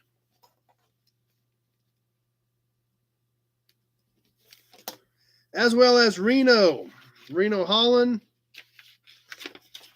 Bill Disk, Kenny Peterson, David W., and Jason Withrow. The entries for this week. Now, something to think about. Is that ready for the Easy Rider auction? Something to think about is Christmas. You guys seem to have a blast with the grab bags for Halloween. I think we'll do some more for Christmas. We'll do a couple of raffle and probably do a few giveaways on Christmas. So, 2 weeks from tonight on the special Christmas episode, we will probably yank a few more names out of here. Whoever is in by the 25th, we'll give away a few things on Christmas as well. So we'll do some surprise boxes. It depends on what I have time to get put together. But we'll definitely draw for 1 or 2 prize boxes. We'll auction off a couple of them. And we may give away a few other things since it is Christmas. Is there a gift exchange? There'll be a lot of shipping, getting stuff back and forth. But we'll give some stuff away here to you guys. So be thinking about that. If you want to get in, we are going to we'll draw a few extra names this month on the Christmas special, which means we'll yank a few names out of there on the 25th. And then, of course, we will do the drawing on the 1st. The pet for the Texaco sign, a T-shirt, and one of the cans from Michael, the miniature oil cans that he makes for the Whiz Oil. So those will be the 3 prizes on the 1st. The pump plate, a T-shirt, and the miniature Whiz can from Gasoline Alley Classics that I got from Michael down there. So am I going to dress up like Santa? I don't have a Santa suit. Maybe I can find a hat or something. See if I can find me a hat or something maybe, but I don't have a Santa suit, so. Auburn badge.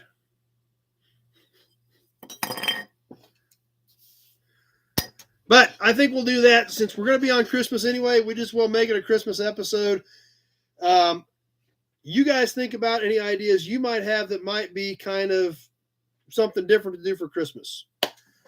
Gray Kitty can be the elf. Hey, what do you think of that, dummy? We're going to put a hat on you.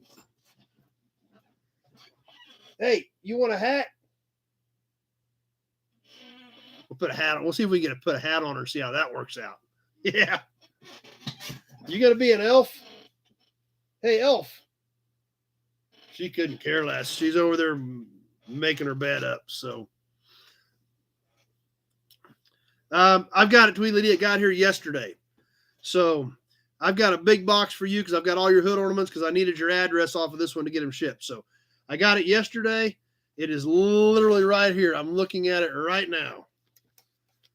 So got it right there. Ready to go. Ready to start packaging. We're good. Antlers and a red nose. I'm pretty sure that wouldn't go over very well. Whoa, check that out. Hudson badge in the air. Frank's got to jump off. Yeah, we're trying to put a hat on and she'll run off again. That's for sure. Rough night for number one. No truck for him this year. So, yes, Mark, I got yours yesterday as well. But the two I got yesterday, Mark and Tweedledee, I got both those yesterday. So, yep. You're going to have a big, cool box coming, Tweedledee. She might poo in my shoe. That could be true as well. So anyway, be thinking about that. We'll yank a few extra names out of the big Buick oil can on the Christmas special. You guys think about what you might want to do for the Christmas special. We'll talk about it next week. I mean, we'll do our regular stuff like always. But if there's some cool stuff you guys think we might mix in and do differently, what the heck? Let's try it. I'm up for it. So that's where we're at on the raffle for this month. So Grinch staple the antlers on. I'm pretty sure that wouldn't work out too well. Mark's ready for the Texaco sign. Christmas fireside live chat and eggnogs with dad and family talking about favorite yard memories and car memories. Oh, that might be an idea. That could be an idea. We could throw that out there, kind of mix things up a little bit. But we'll see. We'll kick it around. Bring your ideas next week. And if nothing else, like I said, we'll plan on giving a few things away extra and kicking around a little bit.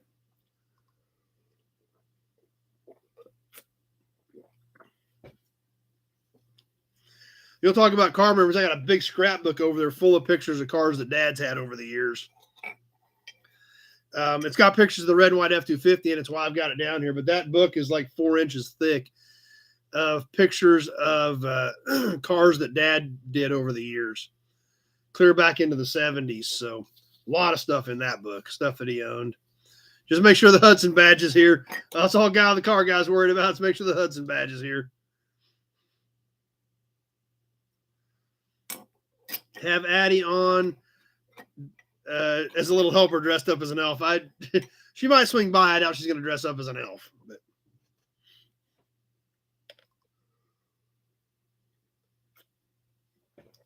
But anyway, new inventory. I did not haul any cars this week. I've got to haul cars next week. David W's got to bail off. Glad you were here.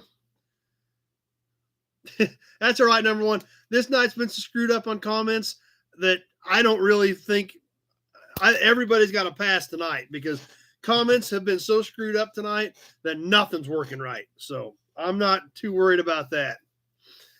So I didn't pick up any cars this week, but I've got to start hauling stuff, because I haven't hauled now for like 3 weeks since I picked up cars. Yeah, I got to haul some cars. Fortunately, I haven't been buying anything. So simplified all the veteran brothers and sisters out there, says Guy the car guy. Tweedledee did good tonight. Yeah, it did work out good for you. It was a screwed up mess, but it worked out good for you. I got to go plug all the neighbors' cars and trucks in. So see you later, number one. Go have fun doing that. And I'm glad, and I'm not coming to see you when it's negative 25 out. Ain't going to happen. But what's coming up for videos next week? Like I told you guys last week, I had a ton of videos in the can. We did post 2 the other night of the Gasoline Alley Classics. And there's maybe 1 or 2 other things that we may double up on. But as of right now, if I don't shoot another video, I have enough in the can posting 3 times a week to go to the end of January. So I've got a lot of stuff in the can. Still have stuff from Auburn Core Duesenberg, some amazing stuff there. Still got new inventory. I've got new inventory here I haven't shot. All the stuff from Meekum. What do we do with Jim Wicks that we haven't posted yet? The Twister Mustangs, the Twister Torino, 64 Galaxy with a 427, 69 Chevy Longhorn 1-ton 4-wheel drive Napco. That's just the Meekum stuff that we looked at. The Gasoline Alley Classics videos, a couple more of those with Michael. The Pioneer Village stuff. Holy cow, we haven't even done Pioneer Village stuff yet. There's a lot. There's, like I said, though I remember the Twister videos, the Chevy pickup, and that 64 Galaxy 427. I know there's at least those four. No, there's no more engine colors. I put all those in one video. But I know we've got at least those 4 cars that Jim and I spent some time on. And like I said, his knowledge of some of this stuff, especially those Twisters. I mean, he knows the entire Twister story off the top of his head. As far as how they were built, when they were built, all that stuff. So, Ozark Fox, a fan of the Arco Galaxies, you're going to love this one because it is an original car with original paperwork and all original documentation. So, that's a great video. The Pioneer Village stuff. Kenny's got a Bale Aqualad rear. The Pioneer Village stuff. The overstock stuff that they're going to be selling at auction. We did those videos. That's stuff you don't get to see. Those are the storage buildings that they let me go through in video. We did some great stuff in the museum. And since I was working with them and got to know them a little bit, they let me behind the ropes to show you some of this stuff on some of this Pioneer Village stuff. The earliest Ford known to exist and the second earliest Cadillac known to exist that Henry Ford was involved with both cars. The 6-cylinder 1906 Ford. The Cords, the L29 and the 810 sitting together. Just amazing stuff. Plus some of the upgrades. I'm so excited to see the upgrades happening at Pioneer Village that they're fixing some stuff up and it's going to continue to go on for future generations. It's amazing. So there's awesome stuff coming from Pioneer Village that I haven't even showed you any of yet. So a lot of great stuff coming up. Let's see. Guy of the Car Guy. The videos with Jim are timeless. I can see age hasn't been kind to him, but a true ton of knowledge. It just has a lot of, Jim's getting up there, but he's been doing this for 50 years. He's been in the Ford world heavily for 50 years. So it's just, none of us are getting any younger. That's the kicker. One thing about it, he's got a great job, but it's a lot of travel. It's a lot of time on the road. It's a lot of time in airports. So it's a lot of travel, that to cover all this stuff. But he's got the knowledge to actually get good information to his clients, and that's what's the important part. But anyway, like I said, I don't even know where to start on videos this week. If there's something you guys want to see out of that list, let me know. I'll try to throw some of it up. But like I said, if I didn't shoot another video, I'm good till the end of January, maybe even into February. So a lot of cool stuff that is going to be coming up, and I know you guys are going to enjoy it as well. So pass the love on from the community to Jim because he's awesome. When we can do that, I will sure let him know that you guys appreciate what what he's doing and sharing with us. Sam, just watched the 5R002 videos. Jake, my son, worked on 5R038, not as famous, but an R code. And he was telling me about the double gas tanks welded together. So, yeah, Sam, I'm glad you like that. We do a lot of stuff. And in fact, just to mention, I did do some work on the videos with Jim that we have done over the years. I did build a new playlist for the Jim Wicks videos. So if you guys do like those, be sure to check that out. I'm getting them all into one playlist. I think it's called Jim Wicks, Ford Expert and Professional Auction Buyer or something like that. But I did build a Jim Wicks playlist for all of those videos. The Mustangs, the Shelbys, the Cobras, all that stuff, including the 5R002 videos. We've got 2 5R002 videos, one where he explained the whole story of the car, 2 where he actually gave us a full, in-depth, detailed walk around on the car. We did a video on one of the 466 Shelby convertibles that they built. So there's a lot of cool stuff on there. So definitely check that out. I tried to get some of that organized for a couple reasons. One, so to help Jim out, so people, when people are looking for him, they can find him. And two, so you guys, just like I said, when we have these conversations about all of his knowledge and all the stuff we learned from him, I thought, well, if I get them all on a playlist, and I may not have them all on there. I was working on it the other night, but I got a bunch of them on there. But that way we've got them all in one spot. So as you guys do want to check some of that stuff out, they are on one list. Ozark, the yard's better than Disneyland. Well, I'm glad you guys like it. So that's right. Preserve the knowledge, and that's a great way to do it. Jim has so much knowledge on this stuff that by him sharing it with us and me getting it on a playlist so that you guys can find it, that's what helps preserve that for everybody. So Auburn badge. So like I said, we'll see what do I get up this week, but there's a lot of cool stuff happening and a ton of cool stuff to share with you guys.